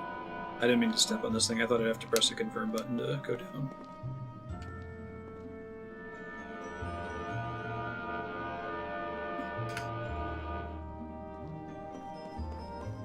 Yeah, I'm in the same boat. You watch me play Deus Ex or... I think Wolfenstein was the one where Kat said that he was upstairs watching it and just dying laughing at how bad I was. Like, you hand me Ocarina of Time and I can nail all those hits with the slingshot and the bow. It's a very different kind of shooting accuracy, though, I guess.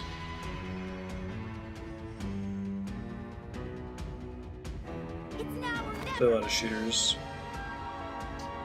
The problem with the gyro aiming is it is not in any way intended for, like, lining up a shot. Like, if you're doing this, you're doing it wrong. It's supposed to be, alright, I've used the analog stick to put myself in place, and now I'm gonna do, like, this.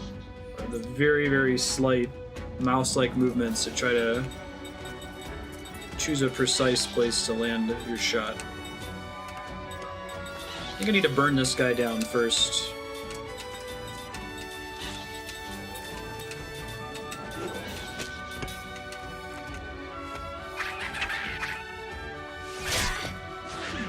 Oh, you can't with the Wii U Pro Controller. Interesting. I thought that had an accelerometer, or, well, maybe it's not as good of a gyro as the native Switch gyro. Ouch.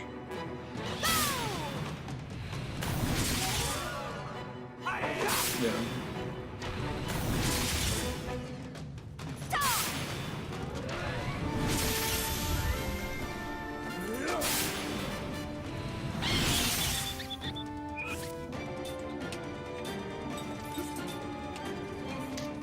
I don't need to cast wind anymore. I like that they let you bail out on spellcasting. That's neat.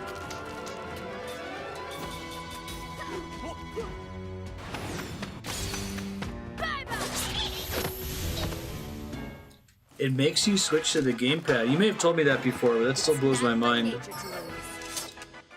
You have to get up and go get it. Interesting. Yeah, I wonder how, at what point in development they made the decision to put it on Switch. That makes it seem like it was quite a bit earlier.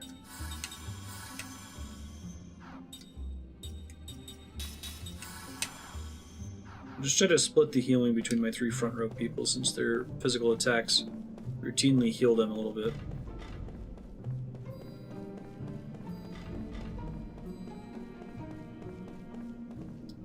You use the stick to move the camera and the pointer to aim the reticle within the camera? Does that actually feel good to play? I think I saw that little bug again. I'm gonna try to chase it.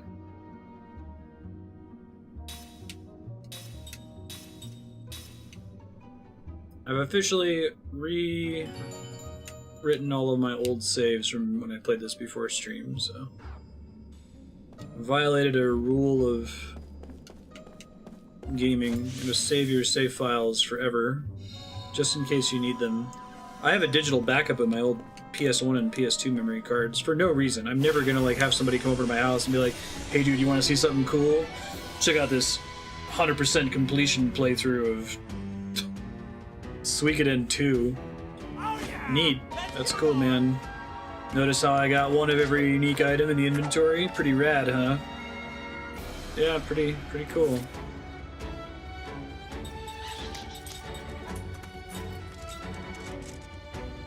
Precision to the point without the jank of rotating the camera. That's cool. Oh, you use the analog. Okay, I see what you're saying now. No, it does sound cool, actually. See why you would want that. Let me kill the bombs, I guess.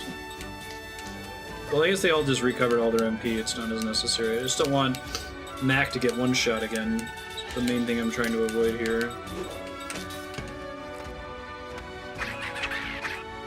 You gotta get 99 of every item. If you want to have a perfect save, clearly you have to get 99 of all the items. Or the FF9 one's the interesting one.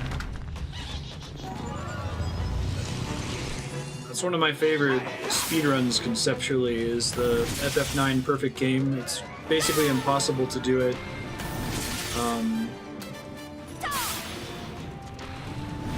You have to do it segmented. And so you have to be able to get Excalibur 2 to have a perfect game, so you have to get to the Hades boss in a certain time. And it's actually doable. It requires skipping cutscenes by opening the disc tray and closing it, because cutscenes count against your time. That's pretty wild. It's one of those things where, like, you think it's just impossible. I think there's only one guy who's ever seriously speedran it. It's like Baten Kaitos with the shampoo run. Right here. Proving a point.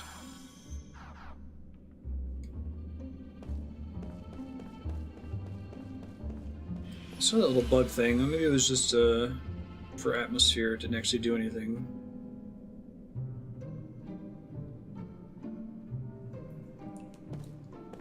It was fun, but it was too easy. What made it easy?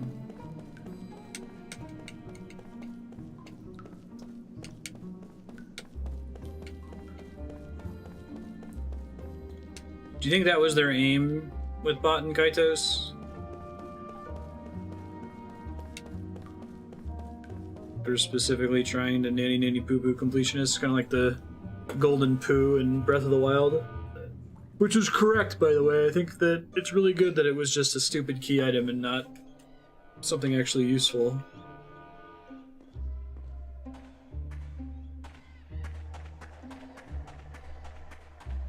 Okay, I think I've found all the secrets in here. We can leave now. Yes, please.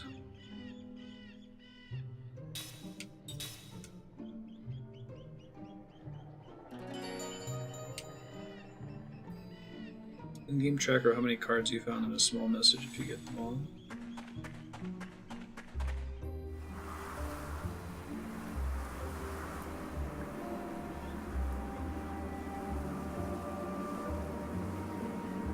Interesting. Hey, new memory. We haven't had one of these in several hours. Alright, so if you haven't tuned in to Lost Odyssey before, the main character is a 1,000-year-old immortal, and Hironobu Sakaguchi, the guy who made Final Fantasy, contracted this famous Japanese author to write a bunch of memories of Kaim, and they're all super well written. They're like very moving. So I'm going to practice my oral reading skills here. Elegy Island. This happened a long time ago. On a small island which has since perished, they had an odd custom. They mourned their dead with song, with elegies. The songs would play without ceasing from the last moments before death, through the funeral to the burial.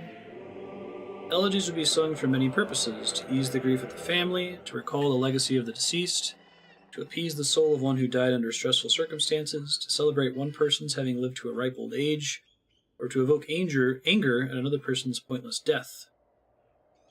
There were no fixed melodies or lyrics. Apparently the songs were sung without lyrics at all. No documents have survived, so all we can do is assemble oral histories, sighs the archaeologist as she views the island from the deck of the ship. People of that island country had no writing system, which means they had no way to leave behind signs or evidence of their lives. I wish we could at least interview a few survivors, but there weren't any. Every single person was killed. The research team's archaeologist is a young woman in her 20s. Her country is the one that destroyed the island. It happened while her ancestors, 7 generations back, were still young people. I hate to badmouth my country, she says with a shrug. They really didn't have to go that far. So, interesting about this game, because Kaim is so old, they kind of just gave the author guy freedom to... He could put anything in here, right? Like, 1,000 years is long enough time that you can just make up countries that never get mentioned in the main game.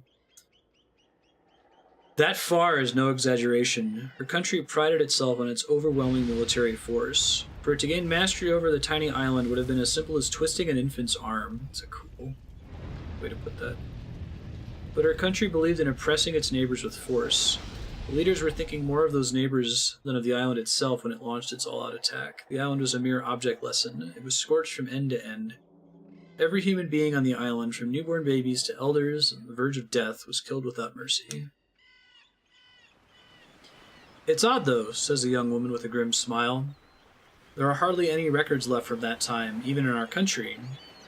I suppose what they did was so terrible they didn't want their descendants to know about it. Her remark prompts some older scholars on board to clear their throats, the sound of which she snaps her mouth shut. Sorry, she whispers, you're not much older than I am. You probably don't want to hear about all this old stuff anyway. I do, though. What interest can a sailor like you have in those boring academic matters? Kaim only shakes his head in silence. This is a kind of game that these stories will kill children. They're pretty sad. There have been some pretty rough ones. Suddenly, things become very busy on deck. The boat is approaching the island and has entered a stretch of intricate channels where the skills of the crew will be tested. The bosun calls Kaim. I very recently learned how to pronounce that word. I don't sound like a moron saying boatswain. Oh, I'm sorry, the woman says. I shouldn't be monopolizing your time. You've got work to do. Even as she apologizes, the talkative young archaeologist asks Kaim, do you mind if I ask you one last question? Please ask away, he replies, stopping in his tracks. The Dutch did something like this to get a monopoly on nutmeg. Really? They burnt an island to the ground? She looks around to make sure no one's listening and whispers, I'm sure this is your first time taking a research team over. Uh-huh. And your first time going to the island? Well, yes. So you probably don't know about some of the bad stories they tell about this place, that some scholars who go there fall under a curse. Like they get sick while doing their research on the island, or they become mentally unstable after they get home. I've heard some even killed themselves. You mean a long time ago, right? Right, this is the first research trip in 50 years. Up to then, every time they sent out a team, one or two of the members would suffer the curse. This is why they put a stop to them all these years. So I'm a little scared myself. She sends a mock shudder through her body. I just thought I'd ask if you could teach me some magic spell for getting back safely. Kaim looks straight at her, not merely taking in her appearance, but searching for the person deep inside. You'll be fine, he says. You think so? Pretty sure you'll be okay. She looks at him questioningly. If you hear singing, though, he adds, hum along with it. What do you mean, she asks, her expression increasingly uneasy, but Kaim says nothing more. I bet Kaim was on the island when it got destroyed. As he's immortal, he can't die. Get over here now, mister, the bosun shouts at Kaim, who heads for his station. He did tell the woman one white lie, though. This is not his first time coming to the island. He has been here many times before. His first trip happened a long, long time ago. As the archaeologist said, the island's elegies had no fixed melody or lyrics. They were all sung extemporaneously and never repeated. 100 deaths required 100 elegies. Nor did mourners agree in advance on the nature of their elegy before they started singing. At first, each would sing his or her own song, expressing his or her own feelings about the deceased. Eventually, the jumble of songs would come together into a single melody without any one singer taking the lead. This author's really good. Like, all these stories are super different from each other. He has a distinct style, but he's really good at just little short stories. It kind of reminds me of, like, Isaac Asimov or H.G. Wells. In the culture of this island that had no writing, there was, of course, no musical notation. There were no instruments for accompaniment either. Each mourner in grieving for their loved one would give voice to hopes for a peaceful last journey, and a song would emerge. Kaim's travels first brought him here when the island was at peace, which is to say, centuries ago. He happened to arrive just after the death of a village elder. For 3 days and nights, an elegy was sung around the clock. The island people's song, which shook the darkness and reverberated all across the clear blue daytime sky, left its mark with a certain ennobling comfort in the breast of Kaim, a man for whom fate had decreed that no one would ever sing an elegy. I think such an island would have been burned to the ground. People fled in all directions at once and were murdered one at a time. It was an absolute bloodbath. Kaim knows about the atrocities that accompanied the butchery, things that were not handed down to the generation of the young archaeologist. Had it wished to, the woman's country could have taken control of the island in a single night, but instead it used its military power to chase down each of the island's inhabitants over a period of several days as it carefully filled the blank spaces in a coloring book. Oh, as if carefully filling in the blank spaces in a coloring book. Oh, that's a cool simile? Simile. Similes and metaphors have some overlap. The island became enveloped in elegies. At first, while the living still outnumbered the dead, voices in elegiac song... How do you pronounce elegiac? Elegiac? Elegiac? Elegiac song all but shook the island with their volume. As the days went by, however, and the dead came to outnumber the living, the sobbing voices in song grew ever fainter. Oh, God. When the battle reached its final phase, the few remaining islanders who had been cornered in the island's northern tip fled into a large cave. They resigned themselves to death. All that was left for them to do was pray that they might be allowed to die with some degree of peace. But even this small measure of hope they were unable to wring from their attackers. The army of the archaeologist's country went for maximum brutality. They entered the cave with every weapon at their command, and they dragged out and killed one islander per day. Today it was an old man. The next day it was a young man. The day after that they tortured to death a young mother with an infant at her breast. And the following day the infant they tore from her arms was put to death. The elegies resounded without interruption. The singing voices that escaped from the cave invaded the ears of the soldiers who were carrying on the massacre. Those soldiers with kind hearts collapsed one after another, or they went mad and left the front line. Song was the final weapon of the islanders, who had no other means to fight. They went on singing as they struggled against starvation, thirst, and their own fears. The commanding officer of the anti-insurgency force ordered his men to fill in the mouth of the cave. If they buried the people alive, he thought, the singing would no longer be audible. Nevertheless, faint singing continued. It went on day after day, rainy days, clear days, daytime, nighttime. It continued, but no longer without breaks, which gradually increased in length. The singing went beyond being an elegy for a single person and became a song suffused with the sorrow of all the living things on the island. About the time the season ended, the last thin thread of singing died out. The army left the island. Not a single record of these military operations was left. Never again did anyone come to live on the island.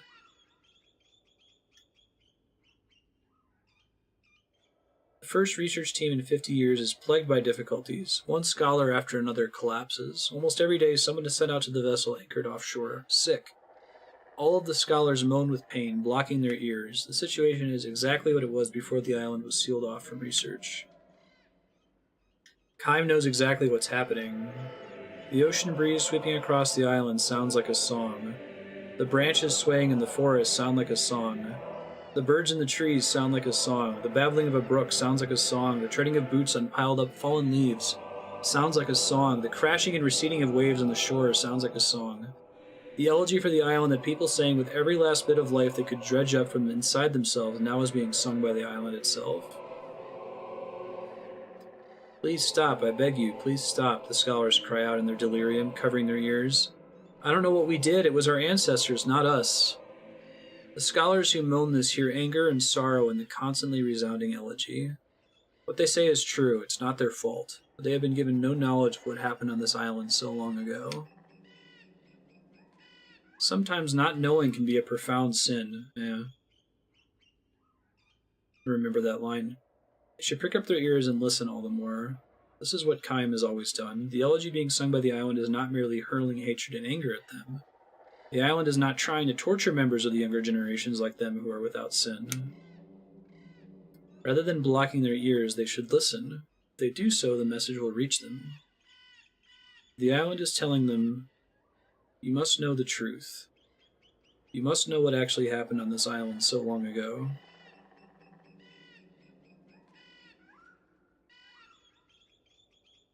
It's a pretty easy, allegory of this story. The investigation ends much earlier than originally planned. Most of the research team have returned to the ship, their health broken, and some of the more seriously ill members have been sent home. It is no longer possible to continue the work. The young archaeologist who spoke to Kaim on the way in is one of the few who have persevered to the end. Thanks to you, she says to Kaim. As soon as she climbed from the launch into the ship, she saw Kime standing on deck and hurried over to him. She looks haggard, but her fatigue is clearly less physical than mental. Still, her eyes harbor a strong-willed gleam. Did you hear the singing? He asked. I did, she says with a nod, looking back at the receding island. It was so sad. Just as he had thought, she was able to open herself to the sadness. Did you sing along with it? Yes, I did that too, partly because of what you said to me, but I also found myself humming the same tune quite naturally. Kime nods and smiles at her. This is the first time he has encountered anyone with a heart to hear the island's elegy. This time when I get home, she says, I want to do some more serious research on the war. It's something I have to do. I almost feel I don't have any choice in the matter. I'm glad to hear that, he says. I might turn up some facts that my country finds inconvenient, but I feel it's absolutely necessary to learn the truth, to know what actually happened.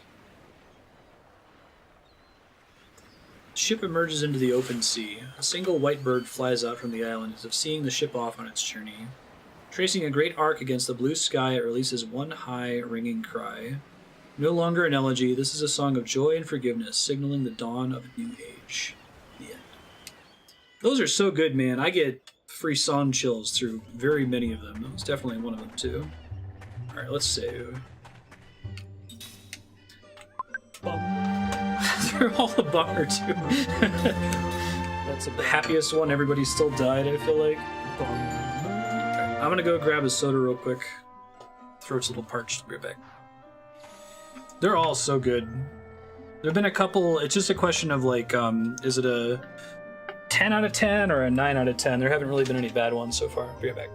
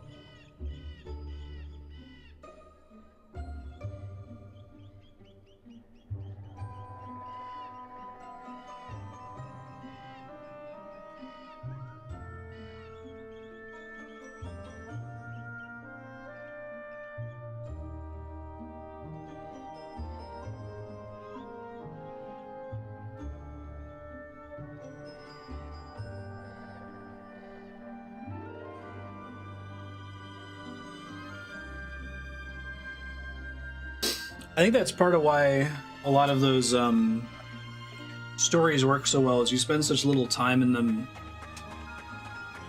You can kind of just establish a little universe and let you imagine what it would be like. Yeah, it's a cool concept to think about. If you could pull it off, that would be a cool setting, though. It wouldn't have to be all super Lost Odyssey bummer.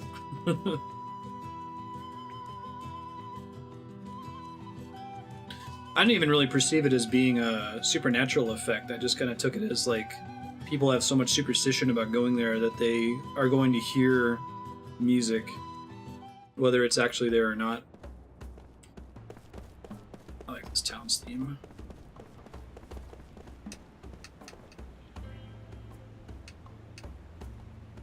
It's cubic music.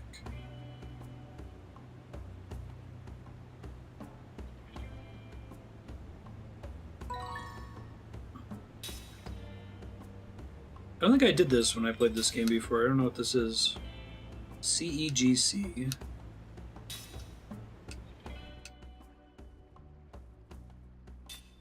Really? It's interesting.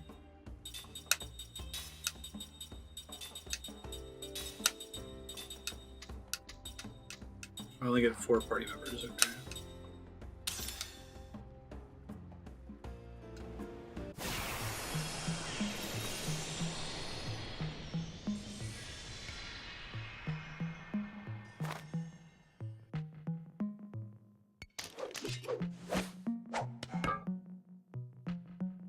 It's pretty goofy after that sequence.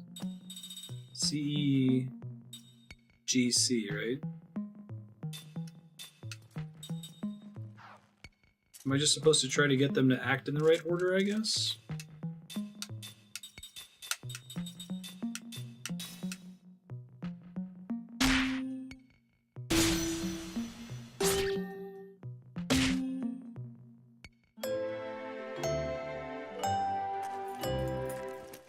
Original Nier is similar to Lost Odyssey. Interesting.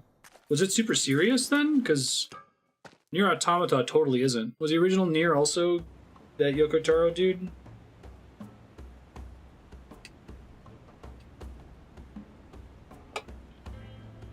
That is very goofy and tone whiplashy. Oh wow. That's some important shit. Man, they're giving me spells for doing that? Interesting. Guess it's fast cast, single target damage.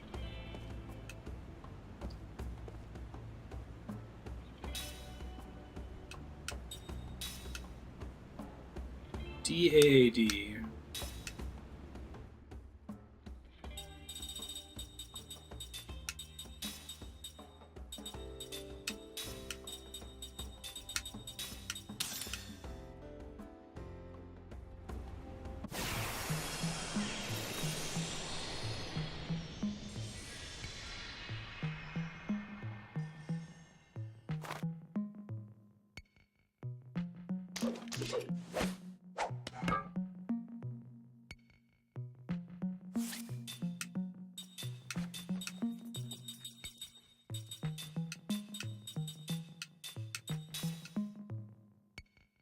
It's a weird non-puzzle, yeah. Maybe they had other ideas for it? It's like Chrono Cross.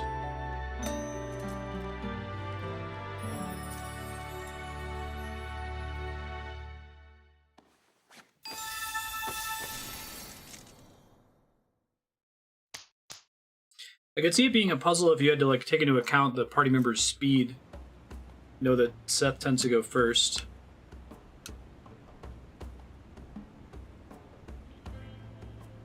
Weird. That gives me good magics though that I presumably can't get anywhere else. Evasion rate of 1 party member. Well, there's a spell I'm never going to cast. Increase the chance that 1 party member won't get hit.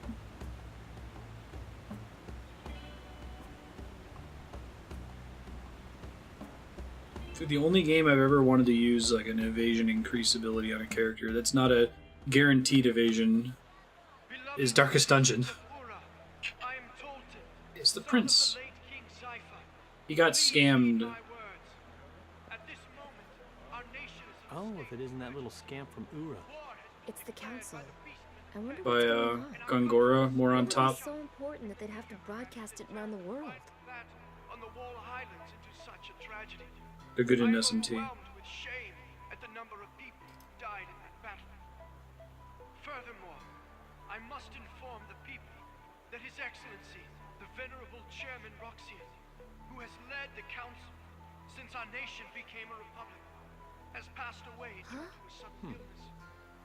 His Excellency felt a terrible sense of responsibility. Do you understand any of this? Illness There was were a lot of words I heard in my history class. That to save Ura, the monarchy must be restored immediately. uh-oh. Therefore, in accordance with His Excellency's dying wish, I hereby declare that henceforth the Republic shall be abolished, and the Council shall be dissolved. Huh, Golden Boy sure taking a lot of initiative there. It's Gongora's plotting. The boss? I don't get it. They're trying to stop something, right? I, as the first in line to the throne, shall, with honor, bear the crown as 45th King Oh, 45. Oh, thanks for clearing it up. I thought you were 44. Incumbent on the ruler of this nation. Indeed, I shall Hunter. appoint His Excellency Gongora, a sorcerer of vast experience, as my royal advisor and second in What a command. shock. Well, it shall be a great honor to accept your Oh, that's right. majesty's You lose an extra turn when you miss. He sure knows how to ham it up. What? Did he just say royal advisor? He's kidding, right? It's nothing but government by regent. My beloved citizens, allow me to illustrate one of the reasons that I reached this difficult decision. Huh? It's me! Look it! They must be planning to invade Dura. Is that my voice? What is this? How should I know? Light boa. As you can see, it has been refitted with weapons. Do you understand what this means? Numara, like Kent before it, is baring its aggressive fangs at our country. In this Totally a time good guy. of crisis, That'd be the best twist. The Gangora is actually plotting for good. our army was swept up in the He's like, I think Seymour's the worst. He comes out to evil music and like, oh, he's the maester. What a nice fellow. And the game doesn't even wink at you. Like, you know he's a bad guy. Jansen, what the hell is this? Explain yourself. I'm telling you, I don't know anything. You've been used. Me? By Gongora? You gotta be kidding me. I was just in it for the money. There, see? He let it slip. Yeah, okay. So now you know. But all he asked me to do is keep an eye on you guys. You gotta believe me. Then Literally what was that keep an black eye. pearl all about?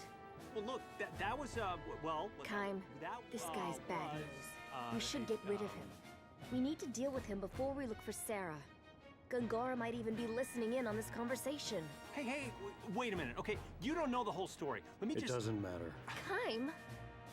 Let him hear us. Let him see us.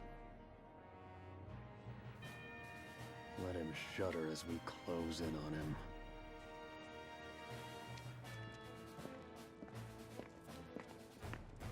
You are creeping me out. Man, you know, he's a handful even after getting his memories back. Where did I put that pearl? Interesting.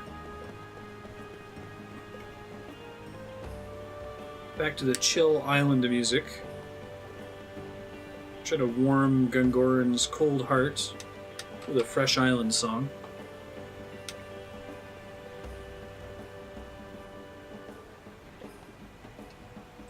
Okay.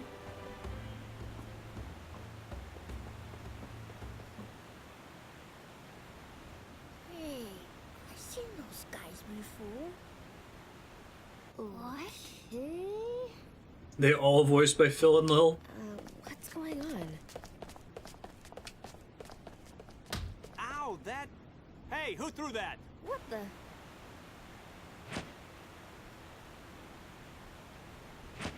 Hey, it's you! You're the Orange Spies! Spies? We've got nothing to do with this. Here's your spy. Yeah, what? Hey, don't point your finger at me. Church is actually pretty good in Dragon Quest. Ura's gonna attack Numara, isn't it? It's all There may have been I think there's been a couple Dragon Quest games where there's a member of the church who's like corrupt or bad, but I don't think that you ever fight the god of the Dragon Quest games.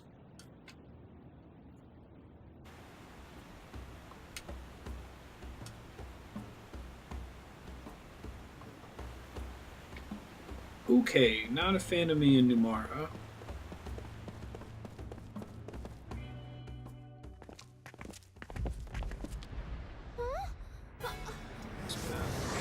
This is my favorite song from the soundtrack that I've heard.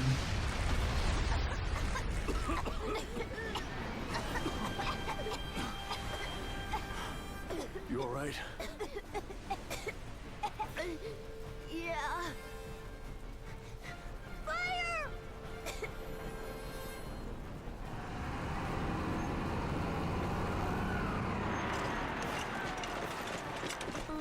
Kyle? This is no ordinary attack, is it? What's an ordinary attack? Cook, Mac, now's the chance for you to slip into the smoke and run. Probably. No way! Move! If you stay here, you'll be in our way. That's not true. We're in this together. See how pissed. Let's go. Don't worry. We'll be fine. I say we surprise him by running away. You, shut up. What? It's quite good. It's got a lot of the JRPG foibles, right? Can be a little grindy at times, but the story's pretty unusual for a JRPG. Sakaguchi's a great writer. And the little Noticed us. Kaim? Japanese author sequences with the main character's backstory are really rad. I like the idea of the main character being a 1,000-year-old grandpa for once. So that means we should do what? It's worth it. I like it better than Blue Dragon. Blue Dragon's pretty good too. So we let ourselves get caught. That's brilliant. We should let them know fighting won't solve anything. Then we'll need the power of the Queen. Power of the Queen. Good idea. You know, me and the Queen are tight. Yeah, we go way back. No problem. Yeah, right. You're wise to surrender, spies. We're not spies. We want to speak to the proper authorities.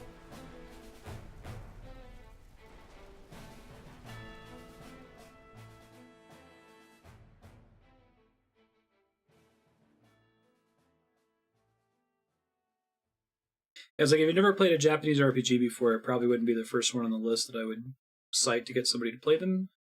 That would probably be Chrono Trigger, or Final Fantasy VI. Probably Chrono Trigger because it's short. But if you're a fan of the genre, then I'd say it's a must-play. It's very, very good. Sakaguchi just If you're not is spies, great. then what is the meaning of this? What is the meaning of what? For ordinary travelers, you've certainly managed to get involved in some extraordinary events.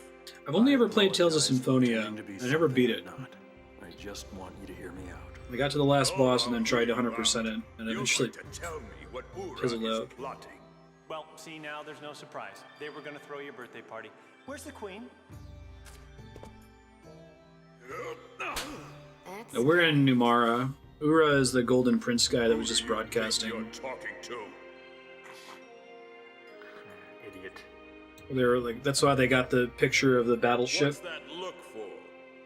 because Jansen has this pearl that's like, let's Gungora spy.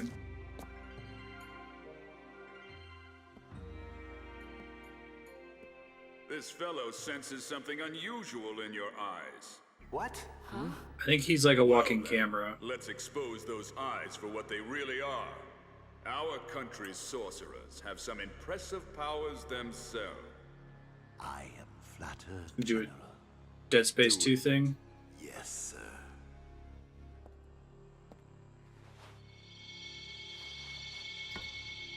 I haven't played Star Ocean. I've heard it's good though. That's the one that's kind of sci-fi. Wow, do you see what I'm seeing? Because are those mine? Those are mine. Ah. They're mine? These are without doubt crystals of magic energy. Magic spy What this man contacts. It's a pretty cool sees is concept. passed along to another sorcerer through these lenses of light. They are called spy eyes, and they allow a sorcerer to see everything the wearer sees.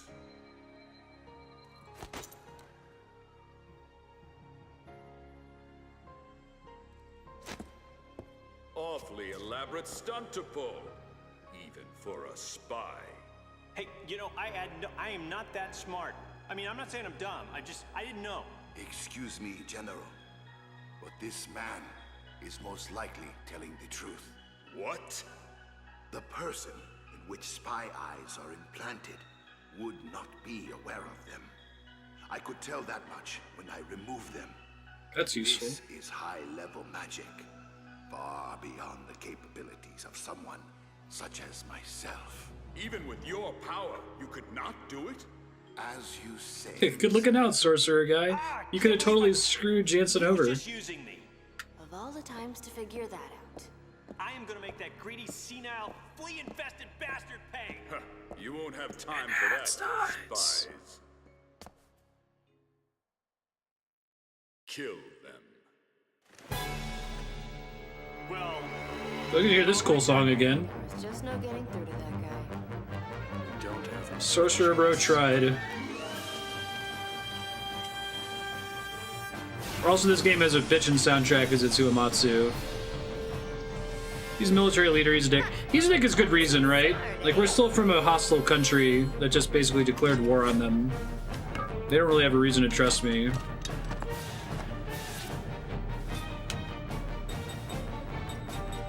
Also, Jansen's super untrustworthy. I think this is a rational action.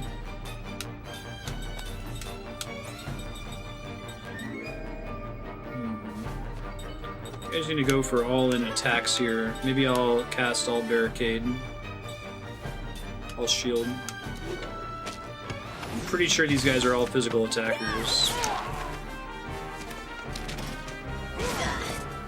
Oh, that's cool. They have shield guns. Double shield guns.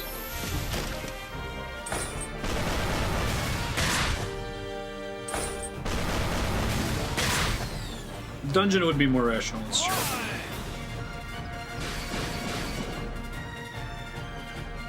Alright, they don't need the MP recovery. What other good rings do I have? Beast, machine. These guys are called humanoids, presumably? Oh, they don't have a type. Interesting. Attack damage, critical hits. Occasionally neutralizes enemy GC. Well, that doesn't really matter. Poison could maybe be good. Organic enemies. I'm guessing they count as organic. I'll just keep this for now, I guess.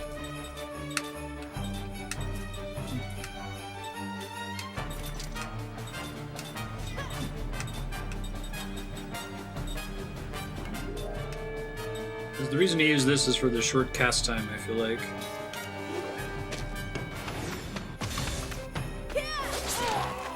I've actually already been imprisoned by them before, and then they let me go.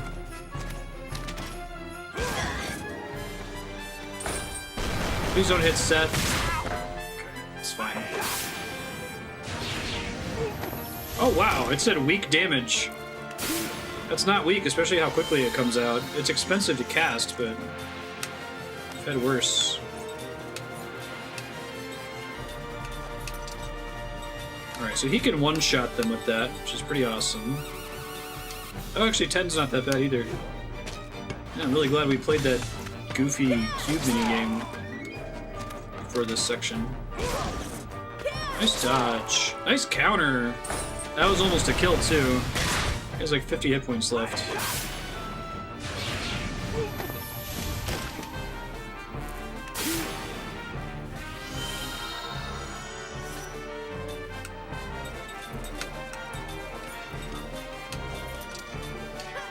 He has a 1 hit point left. Son of a bitch. Of course. Take this opportunity to heal.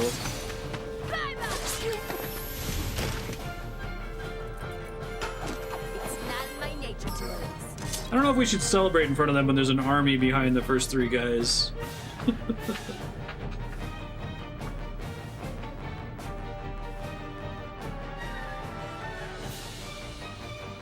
Song is quickly becoming the "You're in Trouble in Numara" music.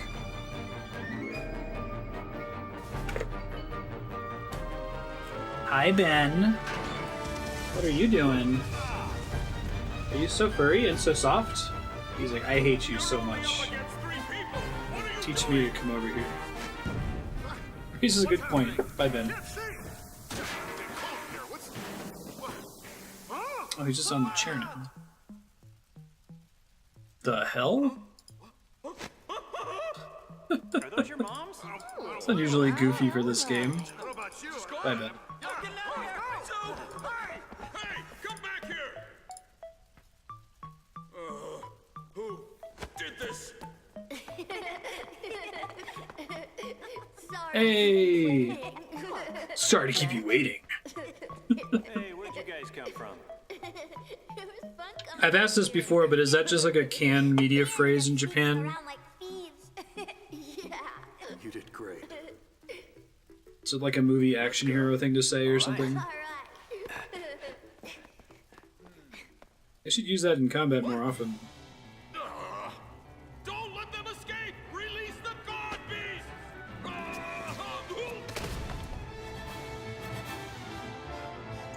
The god beasts. Oh, let me top everybody off really quick.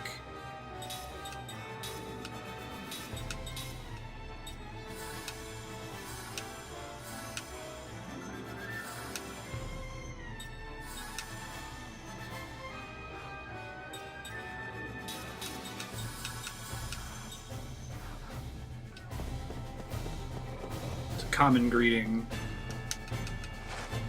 Sorry, I gotta get this loot, dog. Thank you for patiently waiting and then not immediately biting me in my ass after I got it. I appreciate that. What a good dog. Hello.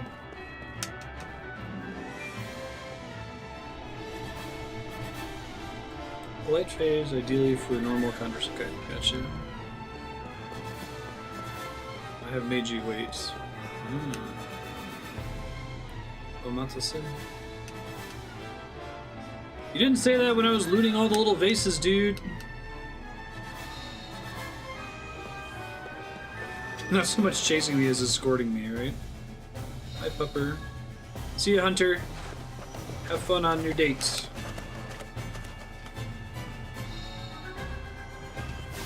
We have some more next week as well. Got a seed, which is nice.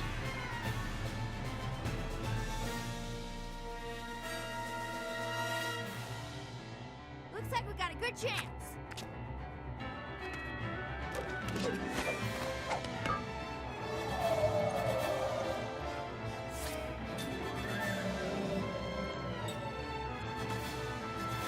What would you call those things in the back? I won't question it too much.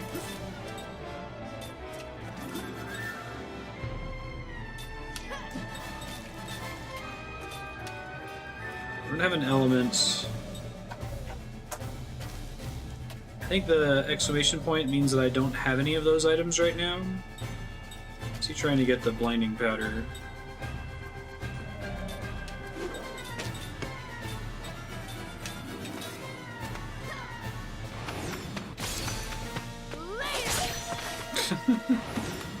No Valentine's plans. We might do a Valentine's Day observed in a couple weeks and just go out for a nice dinner, but it's pretty hellish to try to actually do Valentine's Day on Valentine's Day proper.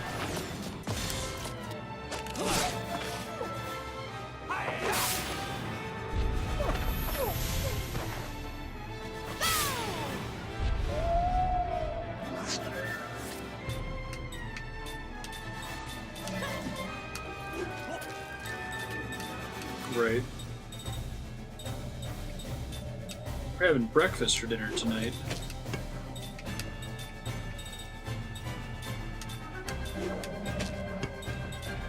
Ash Wednesday, one of the good ones. Somewhere you get a soot on your head in the form of a cross, right? I was Protestant and we didn't mess with Lent when I was a kid. It's a bad one. Steamed hams. No. Shit.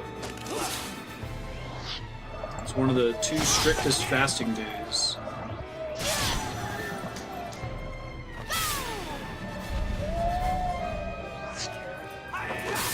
Is it a meal of a limited size? Or not really?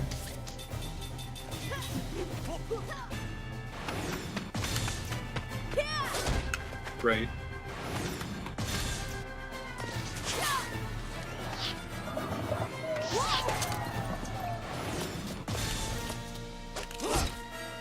I'm not super sure what causes them to garb like that.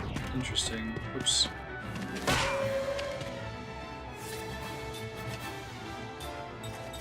Spirit of the law. You Catholics wouldn't make good Jews. It's all about finding the best possible exception, right?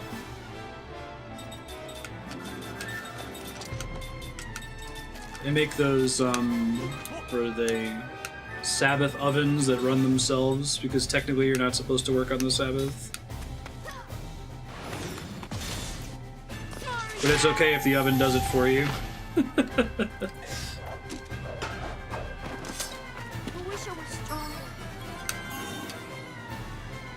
Hey, combo, nice.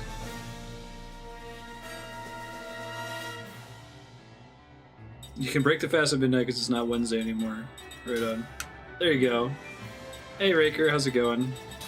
Skill link is what we want here. I might want to try that combo skill. If it really is just 2 hits for 10 MP, that's quite good. So take power hit next. Given how much damage they're able to put out in a typical swing, it's actually fairly good.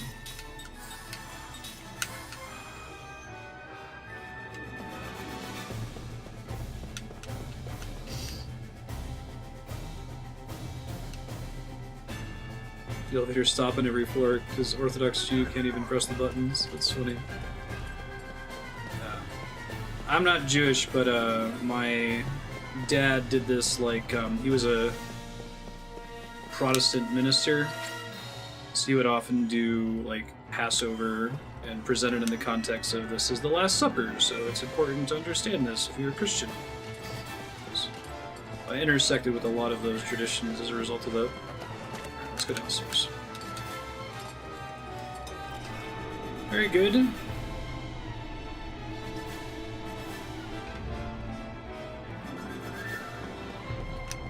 Keep opening these jars. Totally can. This is a really funny chase sequence. Go get all the vases. Hey, 6-gun. Welcome. I think those black pearl powders I haven't found before. I wonder what kind of rings they let me craft. This is epic music. Now, I feel like if I did this as it was probably intended, of just running as fast as I can to get away with them, it would work better. But they also give me all these loot objects to interact with, so, like, what am I supposed to do? Ring assembly. Daydream ring. Increases magic delay effect. I assume that means... Effective area is widened. That's a new concept. Does that mean I can attack more than one enemy at once with a melee strike? I might actually want that. Hold on to my shit in the meantime. It would be pretty swell. Oh, maybe the secondary effect hits multiple enemies. That's cool. Or maybe it makes it more likely to hit it. Magic ceiling bases.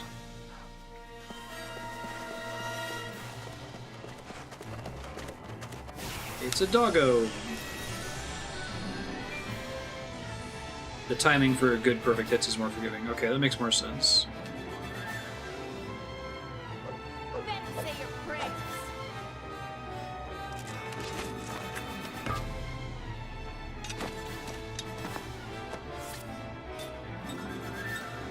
Let's kill that doggy first.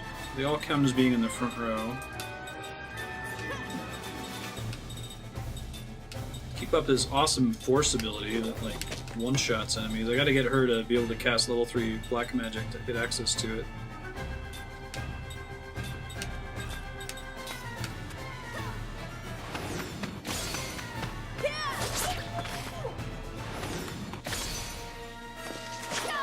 What a Catholic thing to focus on.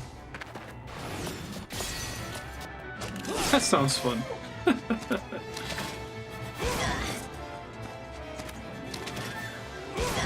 I admire that about the Catholics.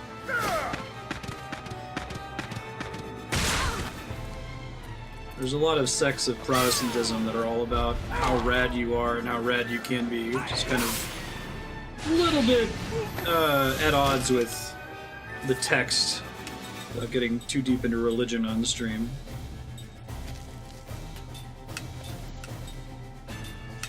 So at least the we're all worthless attitude is consistent with the text. Let me heal herself, I guess. She's taking the most damage.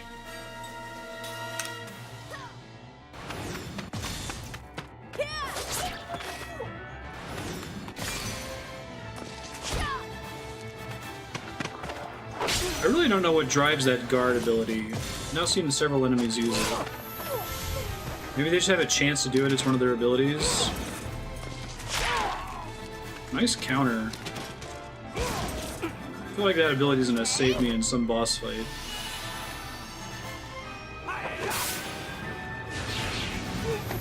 Famous incident where Al Capone gang killed a dozen rival gangsters, become the dominant gang in the city. Like all Godfather style? That's pretty cool.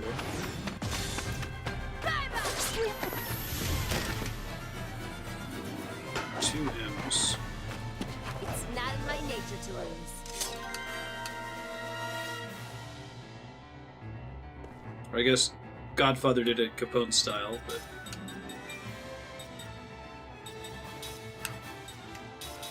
Can't believe that Trent Reznor guy tried to cover that Johnny Cash song.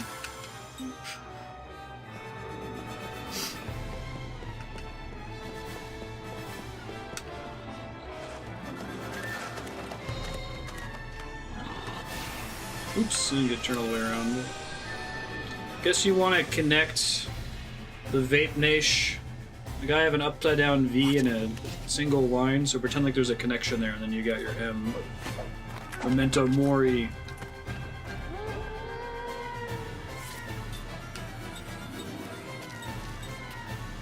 Dude who's actually in the back row for once, interesting.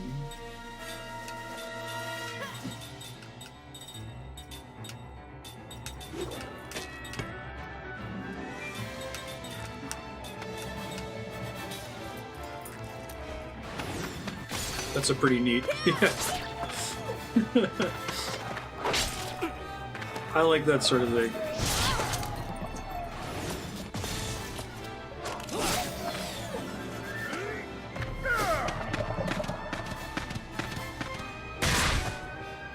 Ouch. I really like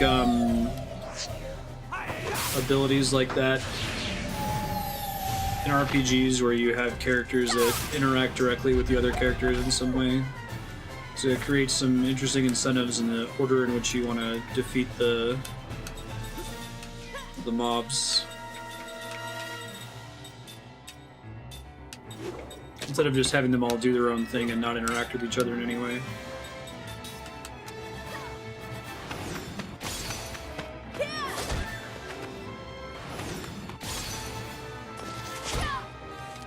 I think maybe after he uses his order attack, they just go into permanent guard mode? Oh, I guess not. It must be a chance to guard every turn.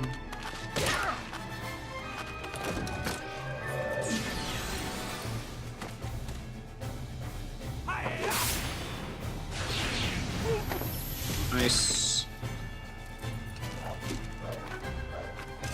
I am the greatest. Good time to celebrate, dude.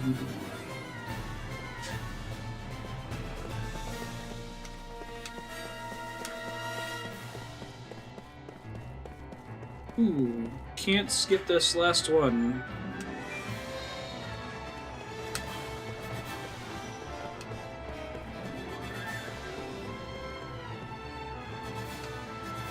One more over here. Ooh, magic sealing feathers. I think I needed those for something, didn't I?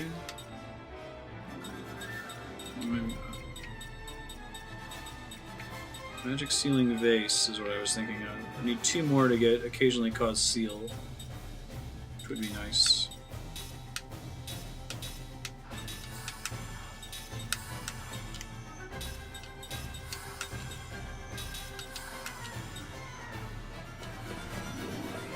You will eventually die.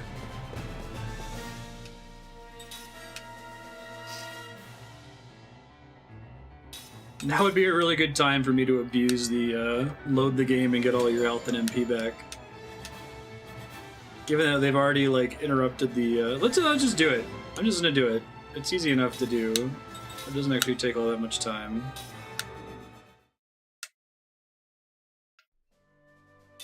Eventually have to reload a save. Far too late. I might be able to get away with using last save game. I couldn't use it before because it continually wanted to use my save from my old playthrough. Remember Marstead quiet. See a 6-gun? Thanks for popping in. Oh, there was a full heal thing right there. Oh well. My bad. Didn't even see it there. Womp womp.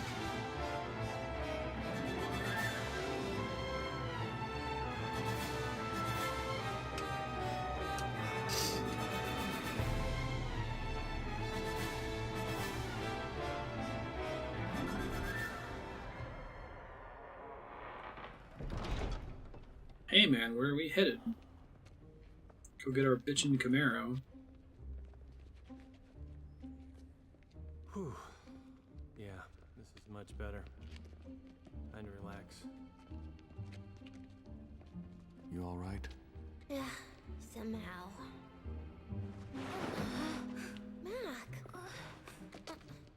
You okay? Sleepy from taking off everyone's pants. A tired cook.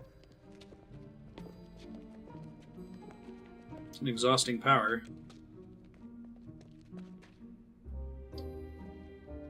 I love that it can include a very non-specific magic like that. That's not one of the game mechanics. Yeah, they've got magic powers. They could probably take people's pants off. Good night, Raker. Thanks for popping in. See you around. Ming! It's the Queen. Aunt Ming! Ming! Aunt Ming. I don't think... Do we know that about those kids? Please, don't get up. Why have you come? The impeccably dressed. Oh, you're all... You don't remember me? I'm Seth. Seth Balmore. This is Kai Marganar. We're comrades. Remember? Comrades? Oh, is she immortal too? What do you mean by that? Here, let me help you. Yeah, I don't think we knew that.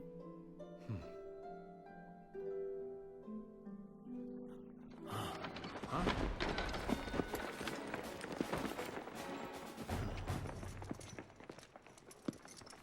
End of the line for you. She's the Queen, I believe. Your Majesty, I'm terribly sorry for the... Jansen referred to her as such earlier. Just a moment. Sorry, this will be over in a second. Hey, Squeaky! Don't care about the Queen's continued good health, huh? Aunt Ming! You! Get out of the way! You do anything funny and the Queen gets it. Yeah, only Jansen mattered, that's right. Figurehead or not, We had that weird she's still the sequence. Queen, Tiny. If anything happens to her, you'll be held responsible. You know better than to try anything, right? I mean, you're not stupid. You're a real thug. You know The that? sound he just made. Needs it in the back. Huh? Behind us. Jansen, keep it up. Fall back. Right. Yeah, right. Good job, Jansen.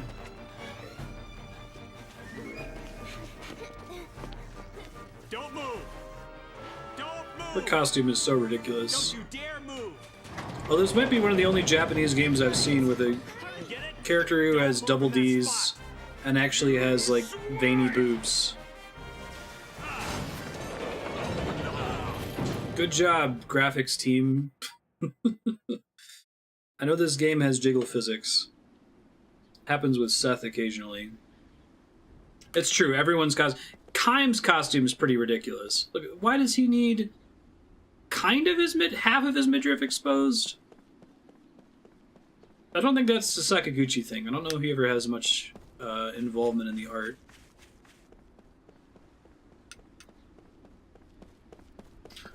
Thank you, Propagable. I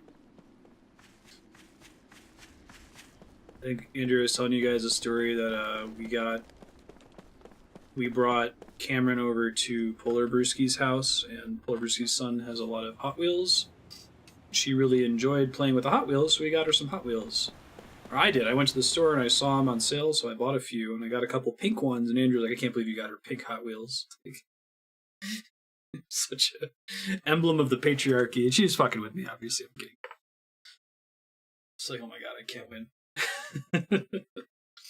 He needs more midriff exposed. Yeah, right. Just he just needs like a Aladdin top, right? It would look less silly, I think, if he had an Aladdin top.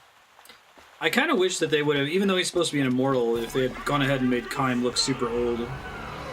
Just still have him be a badass.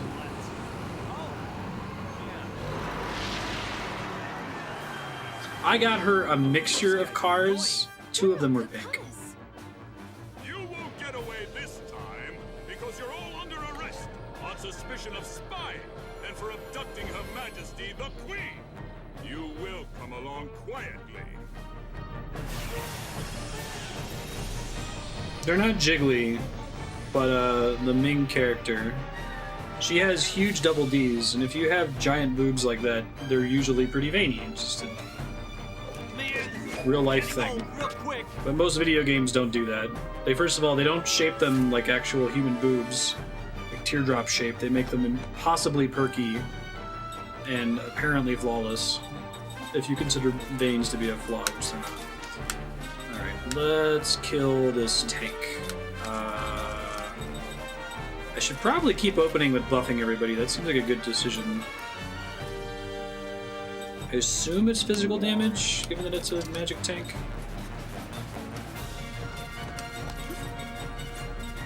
No, the grumpy dude is the 1,000-year-old guy. She's also an immortal. Seth. Grumpy dude is a good way to describe him.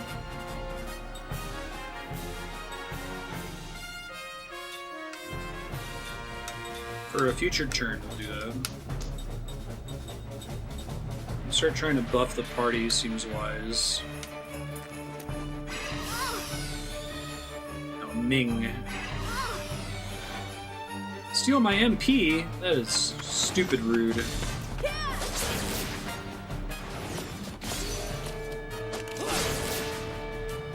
There's a character who's not in my party named Ming. She's the queen that we were just rescuing.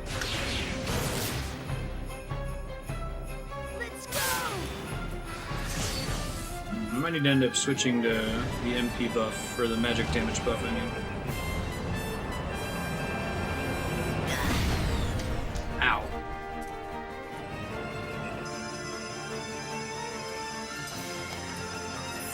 It's a cool attack animation.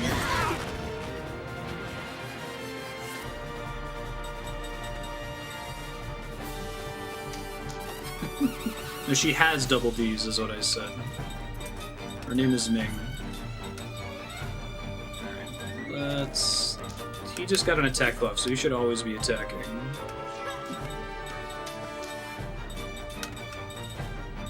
Force. I'll go ahead and pop a Z for now. And let's put... Mind, on Jansen. Maybe it'll land first.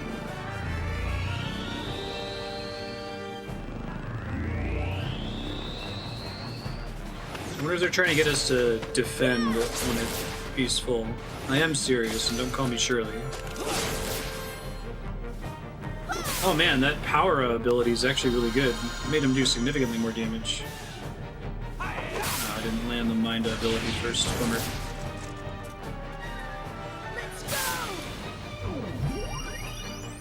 Jaden, he had never seen Airplane before. He very recently walked in and said, "Just want to let you know, we're all counting on you.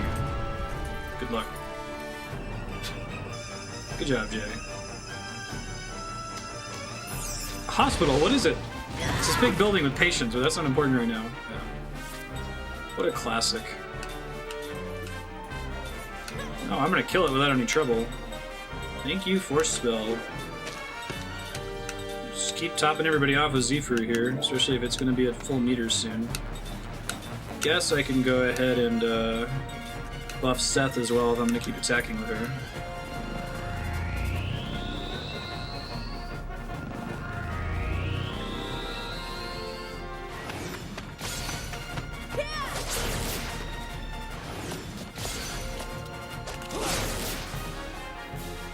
Ever been in a Turkish prison?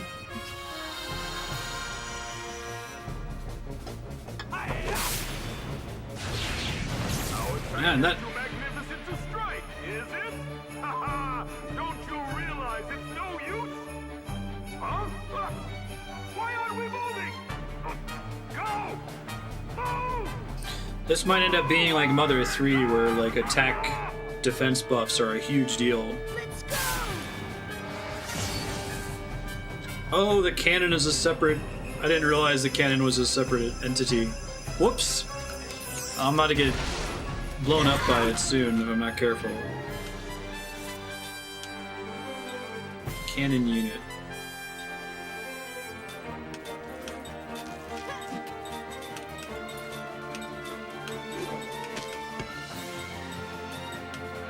You know, let me switch. They don't need MP. I think I have stuff that can make me do more damage to mechanical.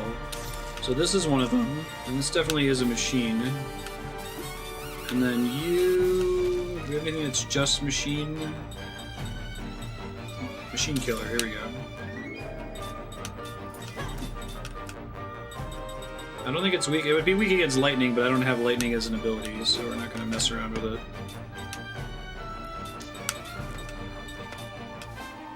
Let's try a combo.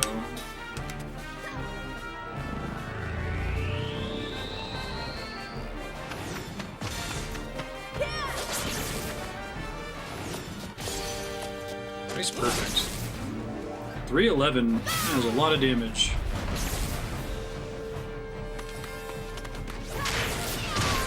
I guess the problem with combo is you don't get a ring on it, among other things.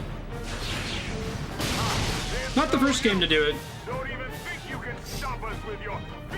We had two kids in Final Fantasy IV. Helm and Porum. And then Aiko in Final Fantasy IX. Rydia in a good chunk of Final Fantasy IV. Kara in Final Fantasy V. Are there any little kids in your party in 7? I don't think so, right? I guess Nanaki. Nanaki's like 13. About their age. Combo's pretty good on other characters, that would make sense. Didn't have any kids in 8. They were all juvenile. And no kids in 10.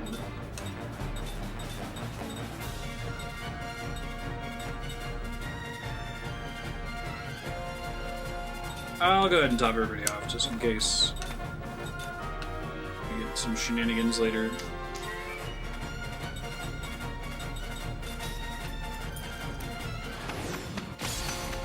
Yeah, not the whole game.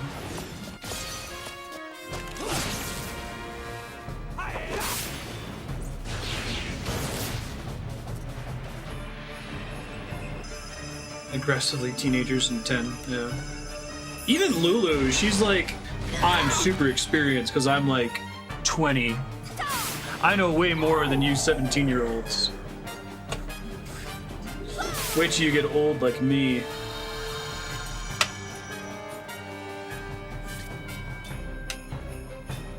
gotta have a poker face like me.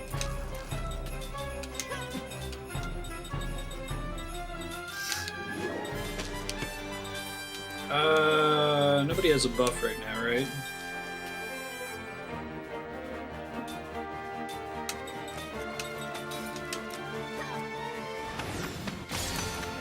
Nice.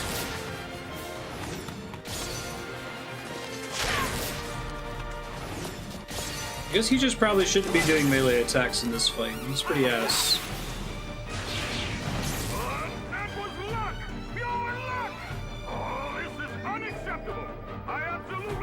That's true. You raise a good point, Yukipo. 20 is middle-aged.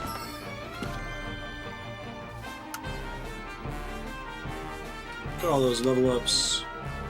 Power hit, absorb transfer, mental stability. Can you just see what those are? Don't let me forget next time I have control of my character, which probably isn't going to be immediately after the combat. Jansen and Cook have new skills that I need to scope out.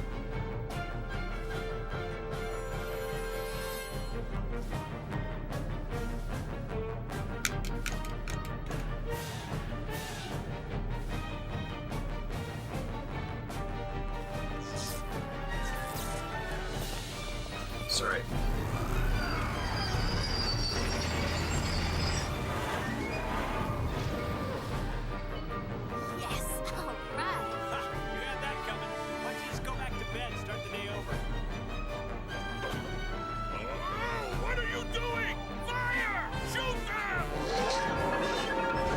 Which ranks do you mean, Namaku?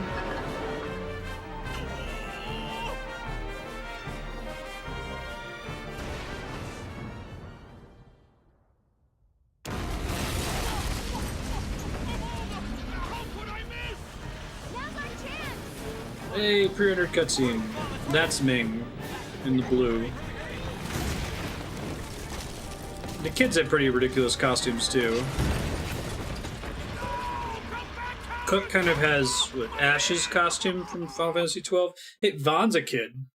He's also not the main character. He's the camera that rides of that game. Ario Hota. Oh, I think it reflects what their stats are. So she sucks at everything except for MP, magic attack, and magic defense. I don't think it ever levels up. Is Vaughn 17? I really thought he was like 10. Yeah. She's got a royal G-string too. Don't be. Well, I didn't want to pull a stunt like that, but listen, did I hurt you? I'm sorry if I did. I didn't mean it. It's fine. Everyone is safe now after all. Hi, Ben. What are you doing down there, buddy? I should really be thanking you for helping us escape. Haven't been down there in a while. Since these children were there. Is it warm down there? You're acting kind of weird. You got a crush. Would you shut up? We had a moment there. Aunt Ming, are you okay? Yes. Cook? Big yawn. Why are you two? Did something happen to your mother?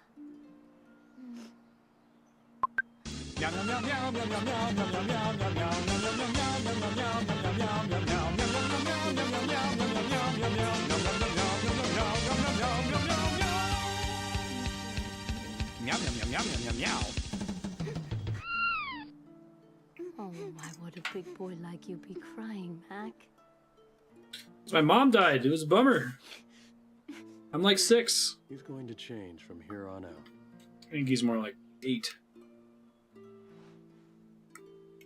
Seth. What you said earlier, that we were Oh, for friends, sure. is it true?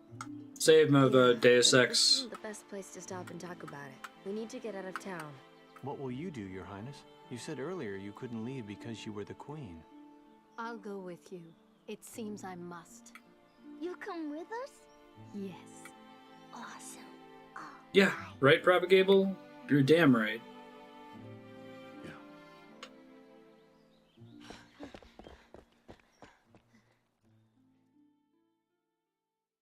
Sweet, she doesn't abandon her kingdom, no problem. Hold on. We're being pursued by both Numara and Gongora. We should probably find a ride. Ride? Where? Yeah, right. Cuts her hair. Let's go to the harbor. I've got an idea.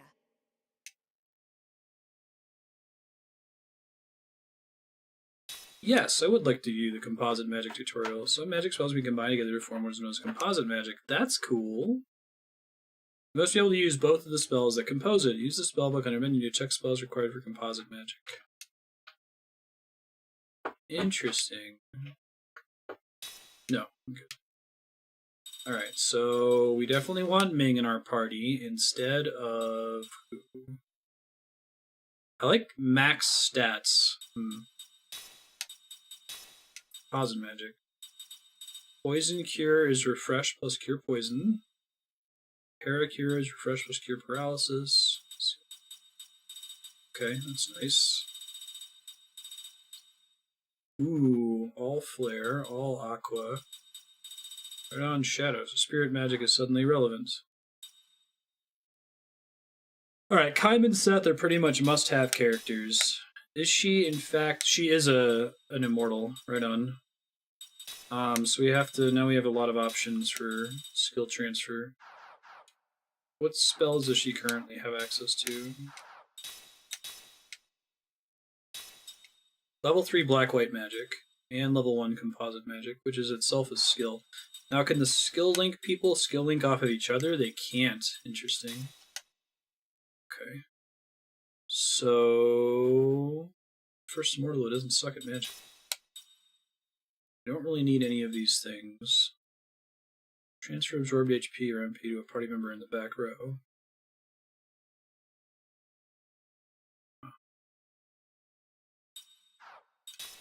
Maybe. Prayer could be good. I think I'm gonna dump Cook. Feels like Ming is just a flat upgrade over Cook. Okay. And then you were still learning from Mac. Just learned power hits. Reduces interference with magic casting speed caused by enemy attacks. That would be pretty good if I was more concerned with using them for healing purposes. I guess I'll go ahead and take wall.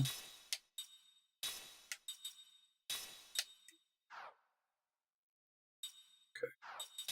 And then let's move Ming over here. And then what can she use? Princess Cane, Saint Rod.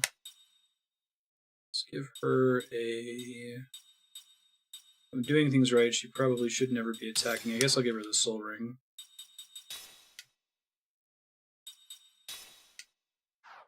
Century Ming Dynasty. Oh, Magic Research Report. That's cool. So they can still learn composite magic. Awesome.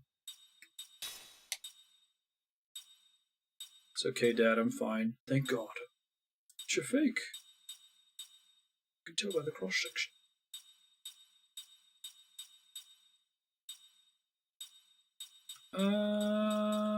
Probably status immunity first.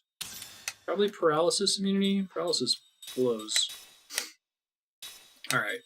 And that means I need to start using skill seeds on her. Shit. It's a reason not to use her, I guess. Ugh.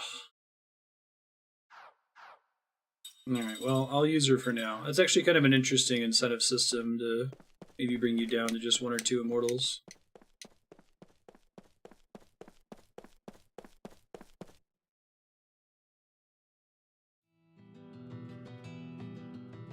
I like the world map music in this game. It's too bad you barely get to hear it, because it's not a traditional world map. Who's a recent RPG that's had a traditional world map? I guess they're kind of moving to open world instead, huh?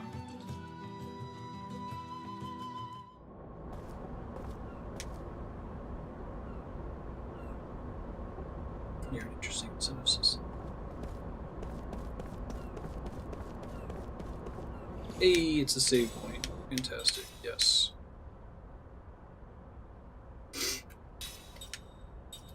Let me start saving in different slots just in case I make a big mistake. Oh yeah, Bravely Second had one. That's true. You're right. The game was kind of a screw you, we can still make traditional RPGs. We just need to accept that, I feel like a lot of the cool innovations that Bravely Default does are just implicitly accepting that RPGs kind of suck a little bit. As, you know, it's one of my favorite genres. The first 7 games I played on stream were all JRPGs. It's pretty much all I played as a kid, but they're like, yeah, you should just be able to fast forward through combat because combat's annoying. Yeah, you should be able to turn off random battles because random battles are annoying. Like, yeah, you should just be able to go 4 times because it sucks waiting for your turn.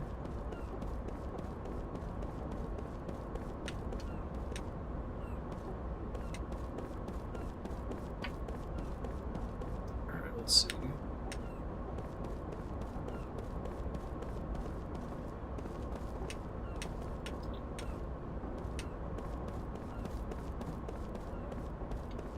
Right. It's like, and it's cool to see that spell animation exactly once, I feel like. Every now and then, you know what, I kind of want to see that Blizzard animation again. You're like, yeah, okay, that's what it's supposed to look like. Got it. I'll move on. I'm super bummed about Bravely Second. I think I was putting on a happy face for it when I was playing it, because I, like, hijacked the schedule to get Bravely Default in there. I was super hype about it. But after sleeping on it for a year, I don't think I like that game.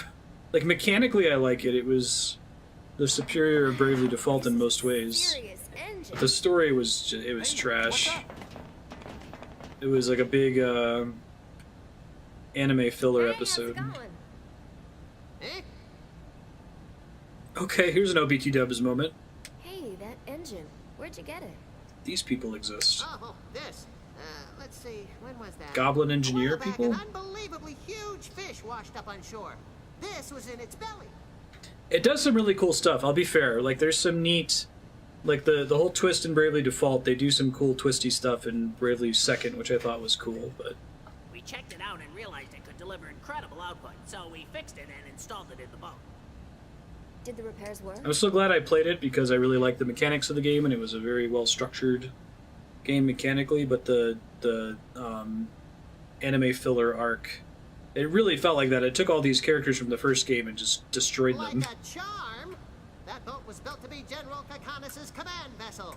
Installing it is all that's left to do. Or that anime opening is actually the reason Bravely Second most of my playthrough is blocked in Germany. Like, you can't even watch it. I see. Because Sony copyrighted the song, apparently. Don't mention it.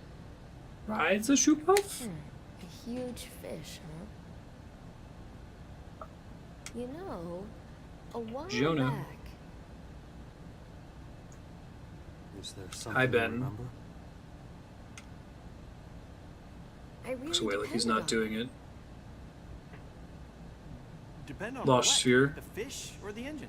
What kind of game is it? the engine. It's Ben, Ben. back when I was a pirate. Danger Zone. Huh? Seth, you were a pirate? Yep, that's right. Wow! Amazing! It's a good question, That is Propagable. so cool. Huh? Oh yeah, I've always loved women who are pirates and swordswomen and stuff. I read books about them for like ever. It is so exciting to meet a real woman pirate. I mean. They made another one after I Am Setsuna? Huh. I thought I Am Setsuna got such a lukewarm reception that they were basically dead in the water. Yeah. What he said. Could I? So, Seth. They asked her when they came on, do full Phil and Lil. Please let me be your apprentice. After Chrono Trigger.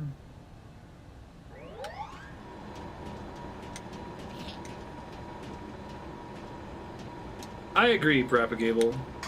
Yeah, I like that last memory story too because it was about a lady archaeologist. Still a traditionally male profession.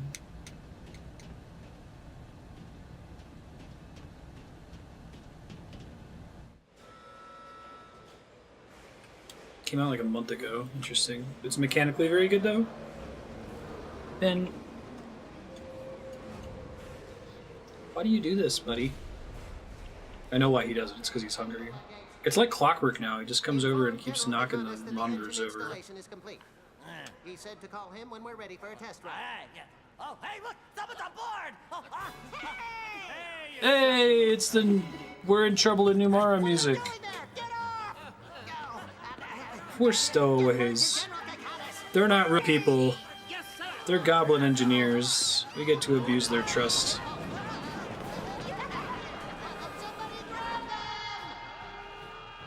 Attention, General Kakanis. Your ship is leaving. Thank you. All right. Should be easy. Oh, wow. A lot of buttons there. Gonna need a manual. I love Jansen. He might be Sakaguchi's best written comic relief character. I think a lot of it has to do with the delivery of the voice actor.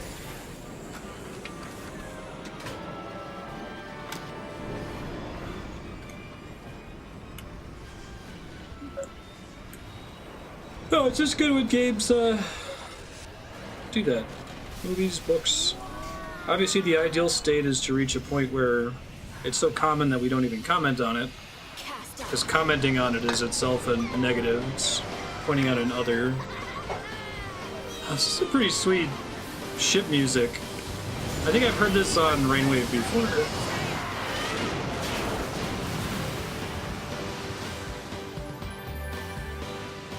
Really fun battle system, skill customization. The story's just one big trope. Spiky, a long time ago, I was distracted by something in game. You said something about Tales of Berseria having a Dark Souls upgrade plus FF9 gear skill system. I love FF9 gear's skill system. It's like my favorite skill learning system of any game. But like, how is it bad in connection with the Dark Souls upgrade system? Is that you have to like focus on upgrading one item, but you also need to get skills from all items, so you need to constantly use suboptimal weapons? Move the left stick in any direction, move the right stick to set the camera view. Go to the bridge. That sounds terrible.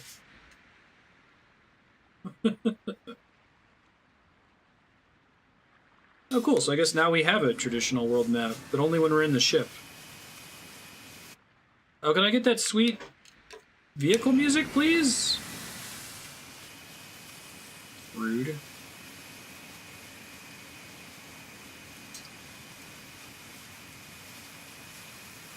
I know, that music was awesome. Either use the world map music or the vehicle music they were just playing. Come on, game.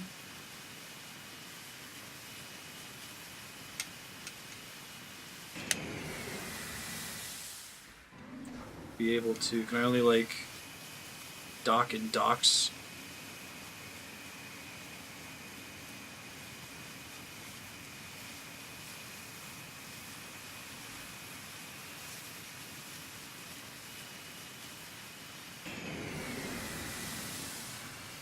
Let me pop around the ship interior really quick. I want to see if there's a save point inside of the ship. Talk to people, see if there's any loot to grab in here. No. Loot spam and... Ugh, that sounds like hell on earth.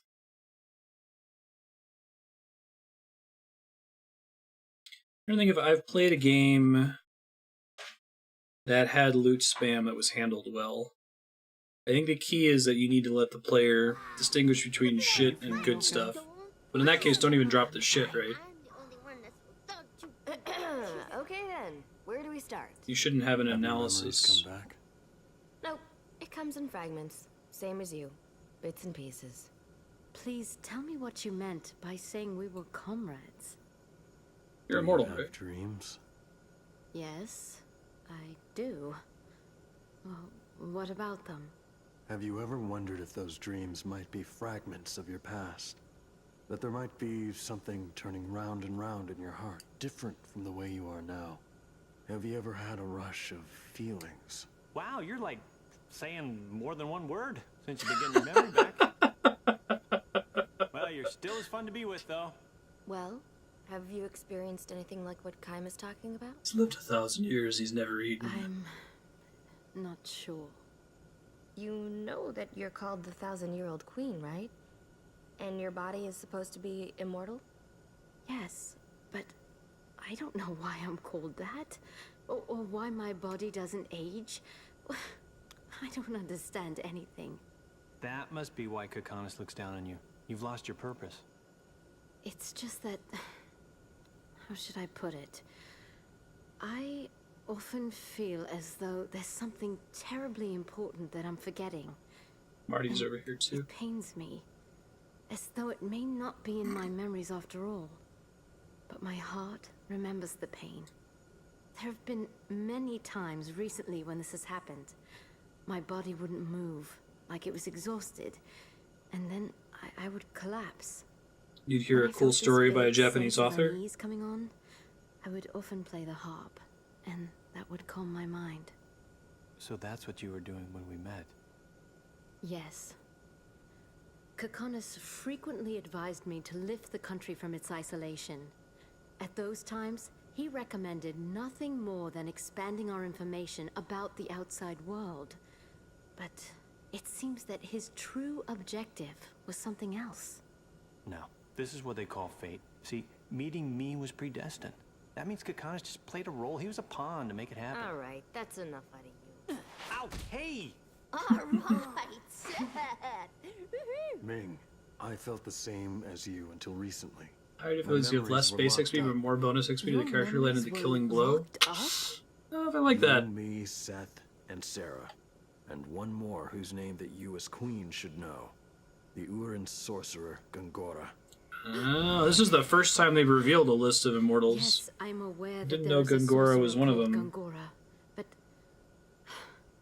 The five of us were once comrades. Interesting. That's a full We party. had a 1,000-year agreement. We came to this world to accomplish something important.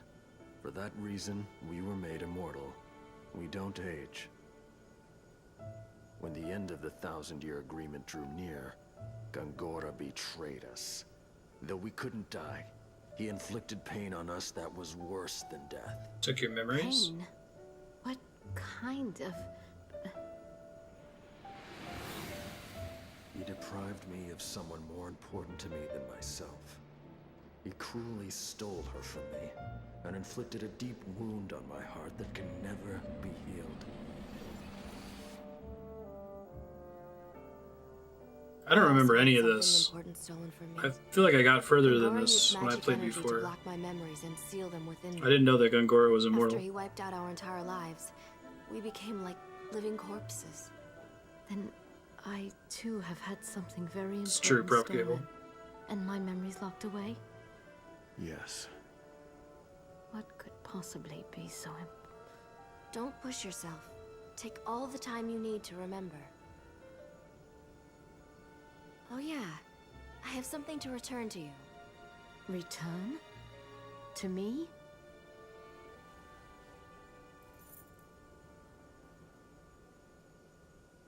This really saved me. I met The you bland before, cave that didn't takes I? forever. Yeah. 200 years I ago. don't remember where I borrowed what it this from you was. back then. I'll know it when I get there. I remember the screen I died on. Burned into my I must memory. meet with Gongora. That's what we plan to do. He's up to something that involves Grand Staff. Grand We Staff. have to stop him.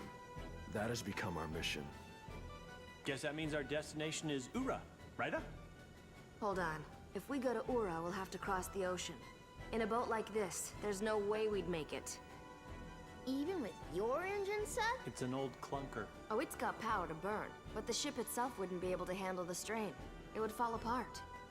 Aww. Why don't we head for Gotza? They've made the most progress with magic technology. I am It's not enough time for the Queen villain to Rana. fulfill his goal.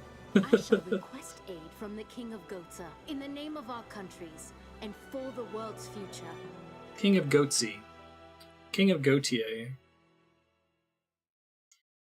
It's like somebody that she used to know.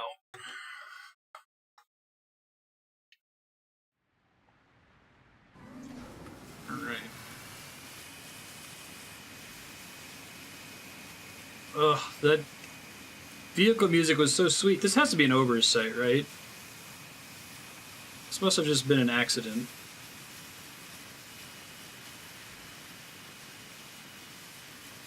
Yeah, right?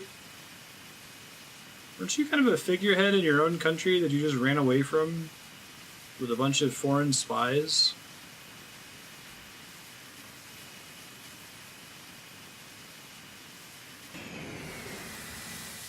Oh, that's a cool mechanic. Watch it be the one I just left. It totally was! No! Oh, that sucks. That's okay, it's not that bad. Son of a bitch. Alright. It must be nearest disembark point that you've already unlocked.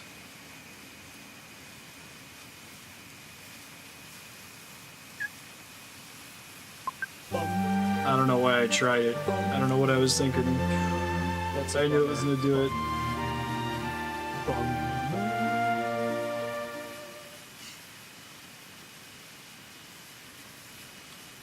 So I think we can start working on getting Lost Odyssey caught up, since it's run over on Subblock in the past, if we stop in about 10 minutes when the timer gets to 15 hours. But then again, hold on, let me think about it, because we had gone like a total of 40 minutes over. What's Hunter's next subblock? How long is it? 2.5 hours. So we want it to be an even number. So no, we'll keep going the full time, right? And then we'll end the next one early, which will result in... I'll figure it out.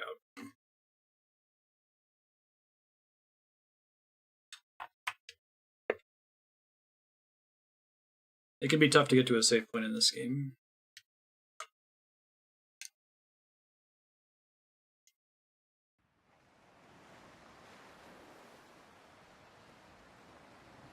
Land at last! Dry land. No more worrying about sinking on that stupid ship.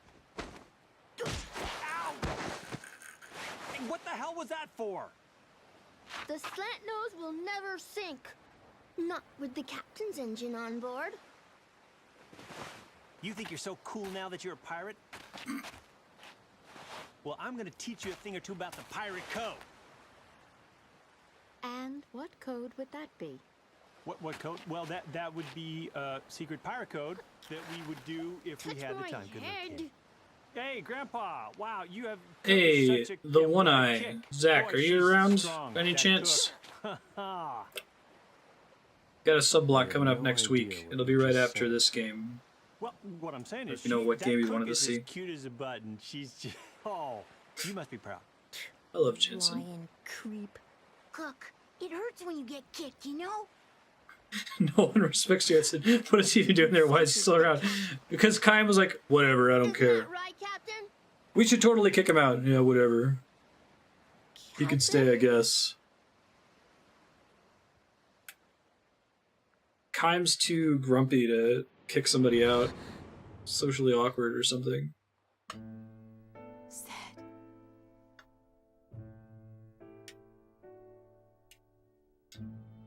Who said?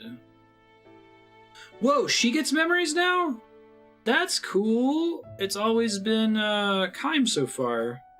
I did not realize that the other ones were going to get them as well. Alright, well, we get another dream. He'll die anyway, like everyone else. I don't know if Sakaguchi would do Sid outside of Final Fantasy. O wondrous beast Anira, proud descendant of the White Wing clan, you alone are my irreplaceable companion. Would it anger you to hear me call us two of a kind? Were we not, in fact, a perfect combination, you and I? Bound together by a single thread, that gossamer thread we know as loneliness. Anira, I owe my life to you. Not, of course, that you saved my life in the ordinary sense of the word. Mine is not a life that can be lost under any circumstances. It is an irrevocable burden. I will not die, I cannot die, and therefore my life was not for you to save. Oh, Anira, what you saved I now see was not my life, but my heart. Back then, long, long centuries ago, I was a pirate, the only woman pirate on the open seas. Seth Balmore, that name was known to all. It is playing two songs at once, it's driving me kind of crazy. I think it's a bug. That name was known to all who plied the seas. Some spoke my name in fear and trembling, while others voiced it with deepest admiration. Some even called me the righteous buccaneer, nor were they far wrong, I'd say. Pirate ships I commanded had rules that were clear and strict. Let me, I'm actually gonna mute it on stream until it goes away, because it's super distracting. I'll still be hearing it in my ears. I'll take the headphones off. Listen for when it fixes itself. We targeted only one kind of vessel, those opulent passenger ships the wealthy boarded for pleasure cruises. We'd put a bit of a scare into the passengers, of course, maybe rough them up a little, but killing was strictly forbidden, of course. All we did was squeeze a few drops of treasure out of the purses of those who had more money than they knew what to do with. We traded our booty for cash with shadowy dealers, and the money we shared in the world's dens of poverty. I'd cringe at being called a champion of justice, but we prided ourselves on being far more than villains. Ben, please don't knock the monitor over. I became a pirate for one simple reason. I hated the law, and I hated even more those who flaunted the law for their own self-hate. I wanted a life of freedom. Aggrandizement? Aggrandizement? Wouldn't know where you'd put the emphasis on that. Whenever I stood at the prow of a pirate ship slicing its way through the waves, and I viewed the vast ocean stretched up beneath the clear blue sky, I felt enveloped in the joy of having taken... Oh my god, Ben, he actually knocked the monitor over this time. Caught it in time. Stop that. True, I need not traffic in the fear of death and aging known to all who count as human, and because I will neither age nor die, infinite time means for me infinite freedom. Not bad, wouldn't you say? This is remarkably positive for one of these stories. I guess it's not a Kaim story, so they're just trying to show us how miserable he is compared to everybody else. I would spy the ship that would be our day's quarry.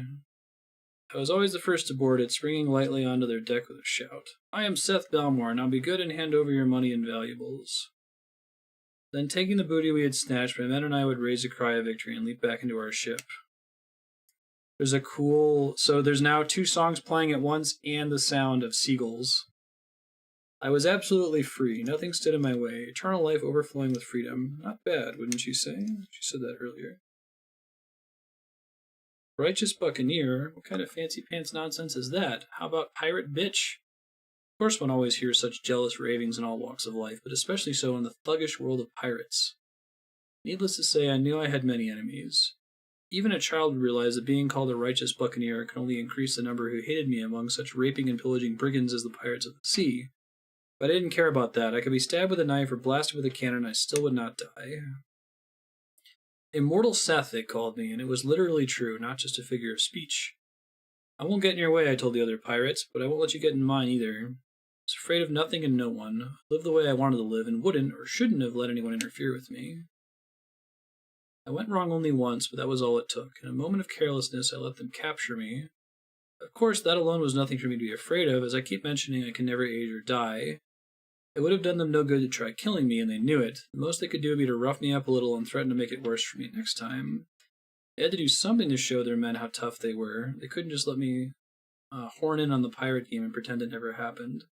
So now it's playing super dark, grim music, but it's also playing the cheerful music that should have stopped when we opened this cutscene. So I'm not going to turn the music back on.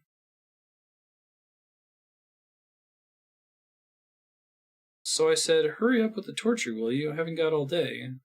I think they made a pact and then barely ever traveled together, Propagable. Or these were contracted to be written pretty much independently from the game plot, which seems more likely. We were in a cave on a desert island. I was in handcuffs and leg irons and surrounded by half a dozen huge men, all well-known pirate captains. One of them was holding a long, thick chain. I hope this isn't going where I think it's going.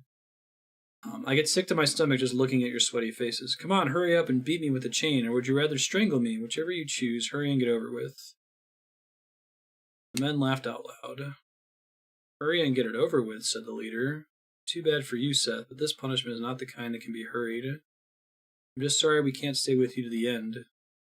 Yeah, chimed in another man. Unlike a monster like you, we humans don't have all the time in the world. Let's make it fast, the way the lady wants. Licking his lips, the man with the chain approached me, and two others grabbed my arms from the sides. They were not going to use the chain as an instrument of torture, but to rob me of my liberty.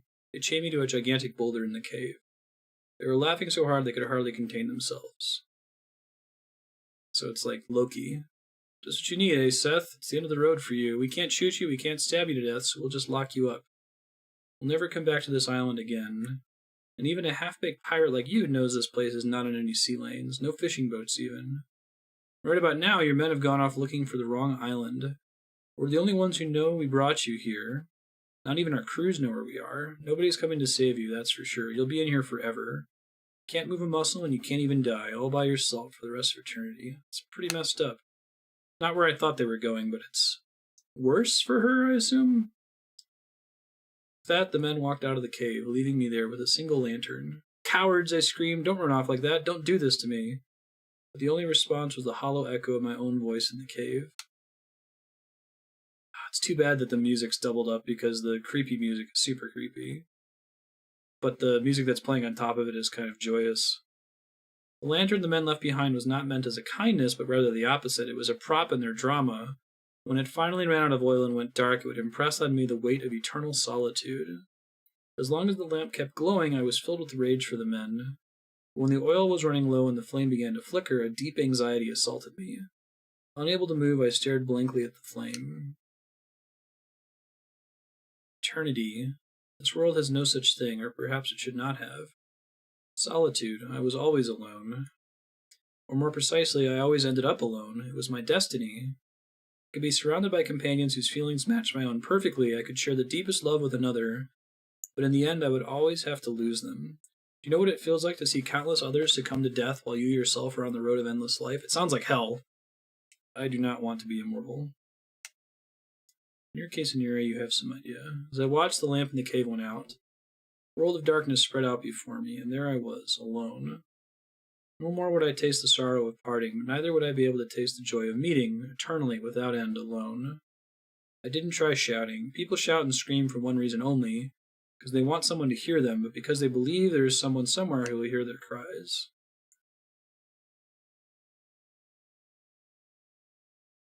I did, however, shed tears.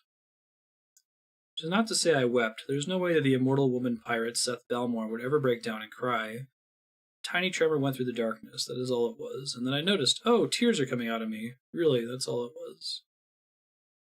The hours passed. I like how this one is from Seth's perspective, too. All of the Kime memories are always third person. I think that's intentional. In the darkness, I lost track of the flow of time. There was something else I lost track of. All there was left for me to do was to stay by myself, struggling against eternal solitude, and capable even of rotting away. What was the purpose of my living in the world? Yeah, it's a kinetic typography. They do a really good job with it.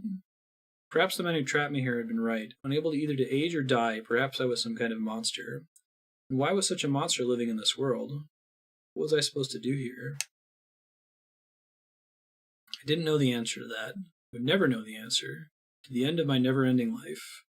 I felt frustration, sorrow, but above all, fear. Eternity was frightening to me. Solitude was frightening to me. I might have been trembling, or without even the energy for that, I might have been utterly drained. Whatever it was I was feeling, this is when it happened. Anira, that is when you first appeared before me.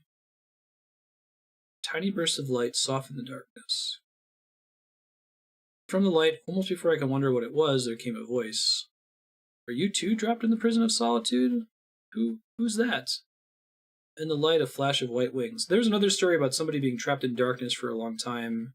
It might have been the prisoners, the revolutionaries, where Kime was like, you gotta close your eyes when they open the doors or you're gonna go blind. The dude totally went blind.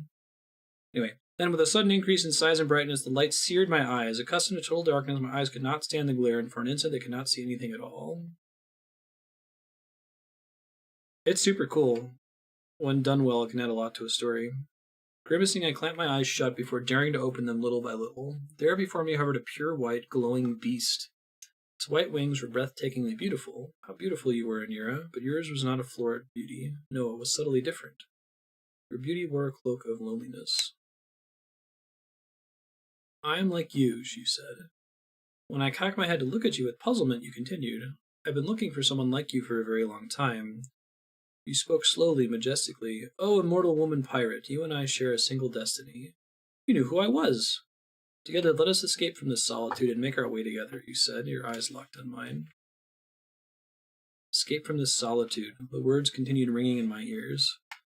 I did not know who you were, could not even be sure what you were, nor could I leap joyfully at the invitation of one I could not tell as friend or foe. Who are you, I asked. I am Anira of the White-Winged Clan. White-Winged Clan?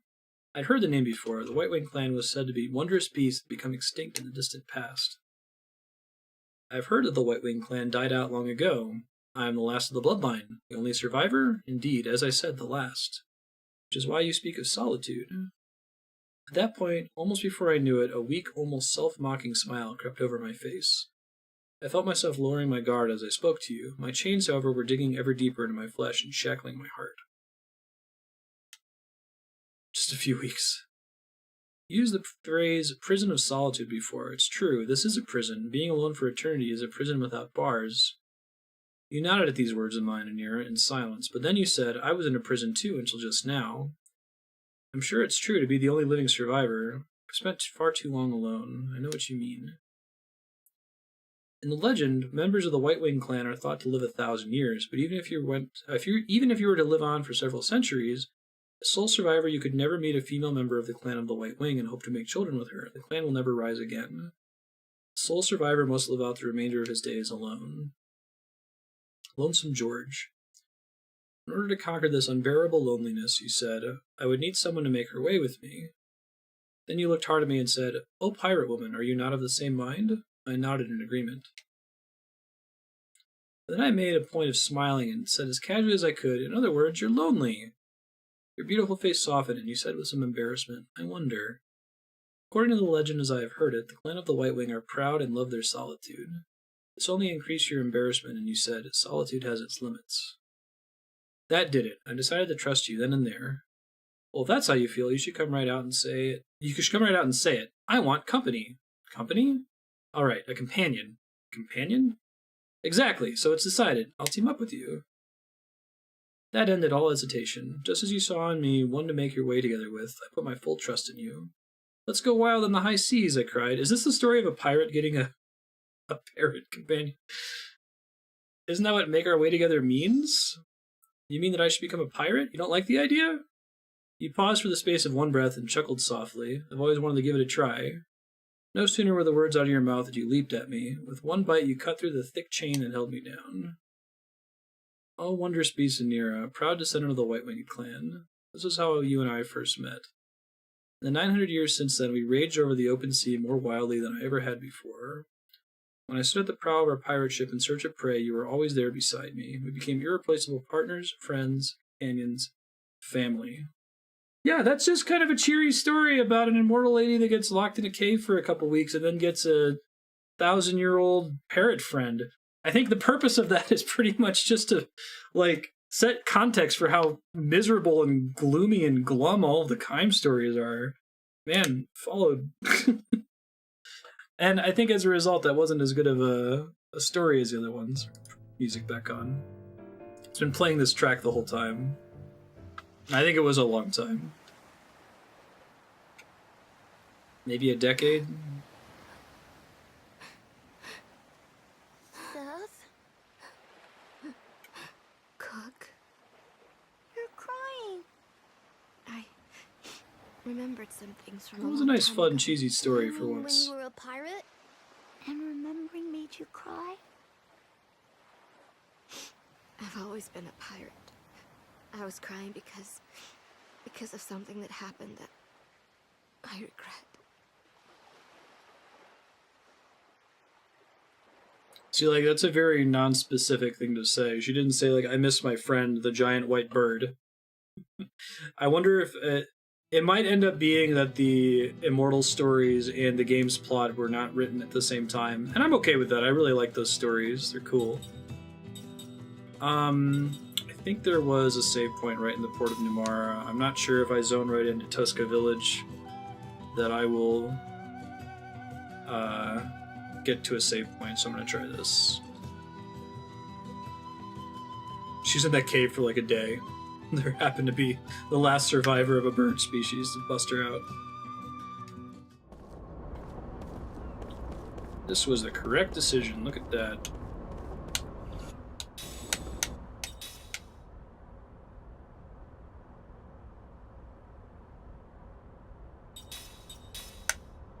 Thanks everybody for hanging out. Lost Odyssey's in return next week Friday. We might cut it short by just a little bit of time just to land it on an even hour since we've gone over in the past, depending on when we can get to a save point. I'll let you know what's coming up for the rest of this week.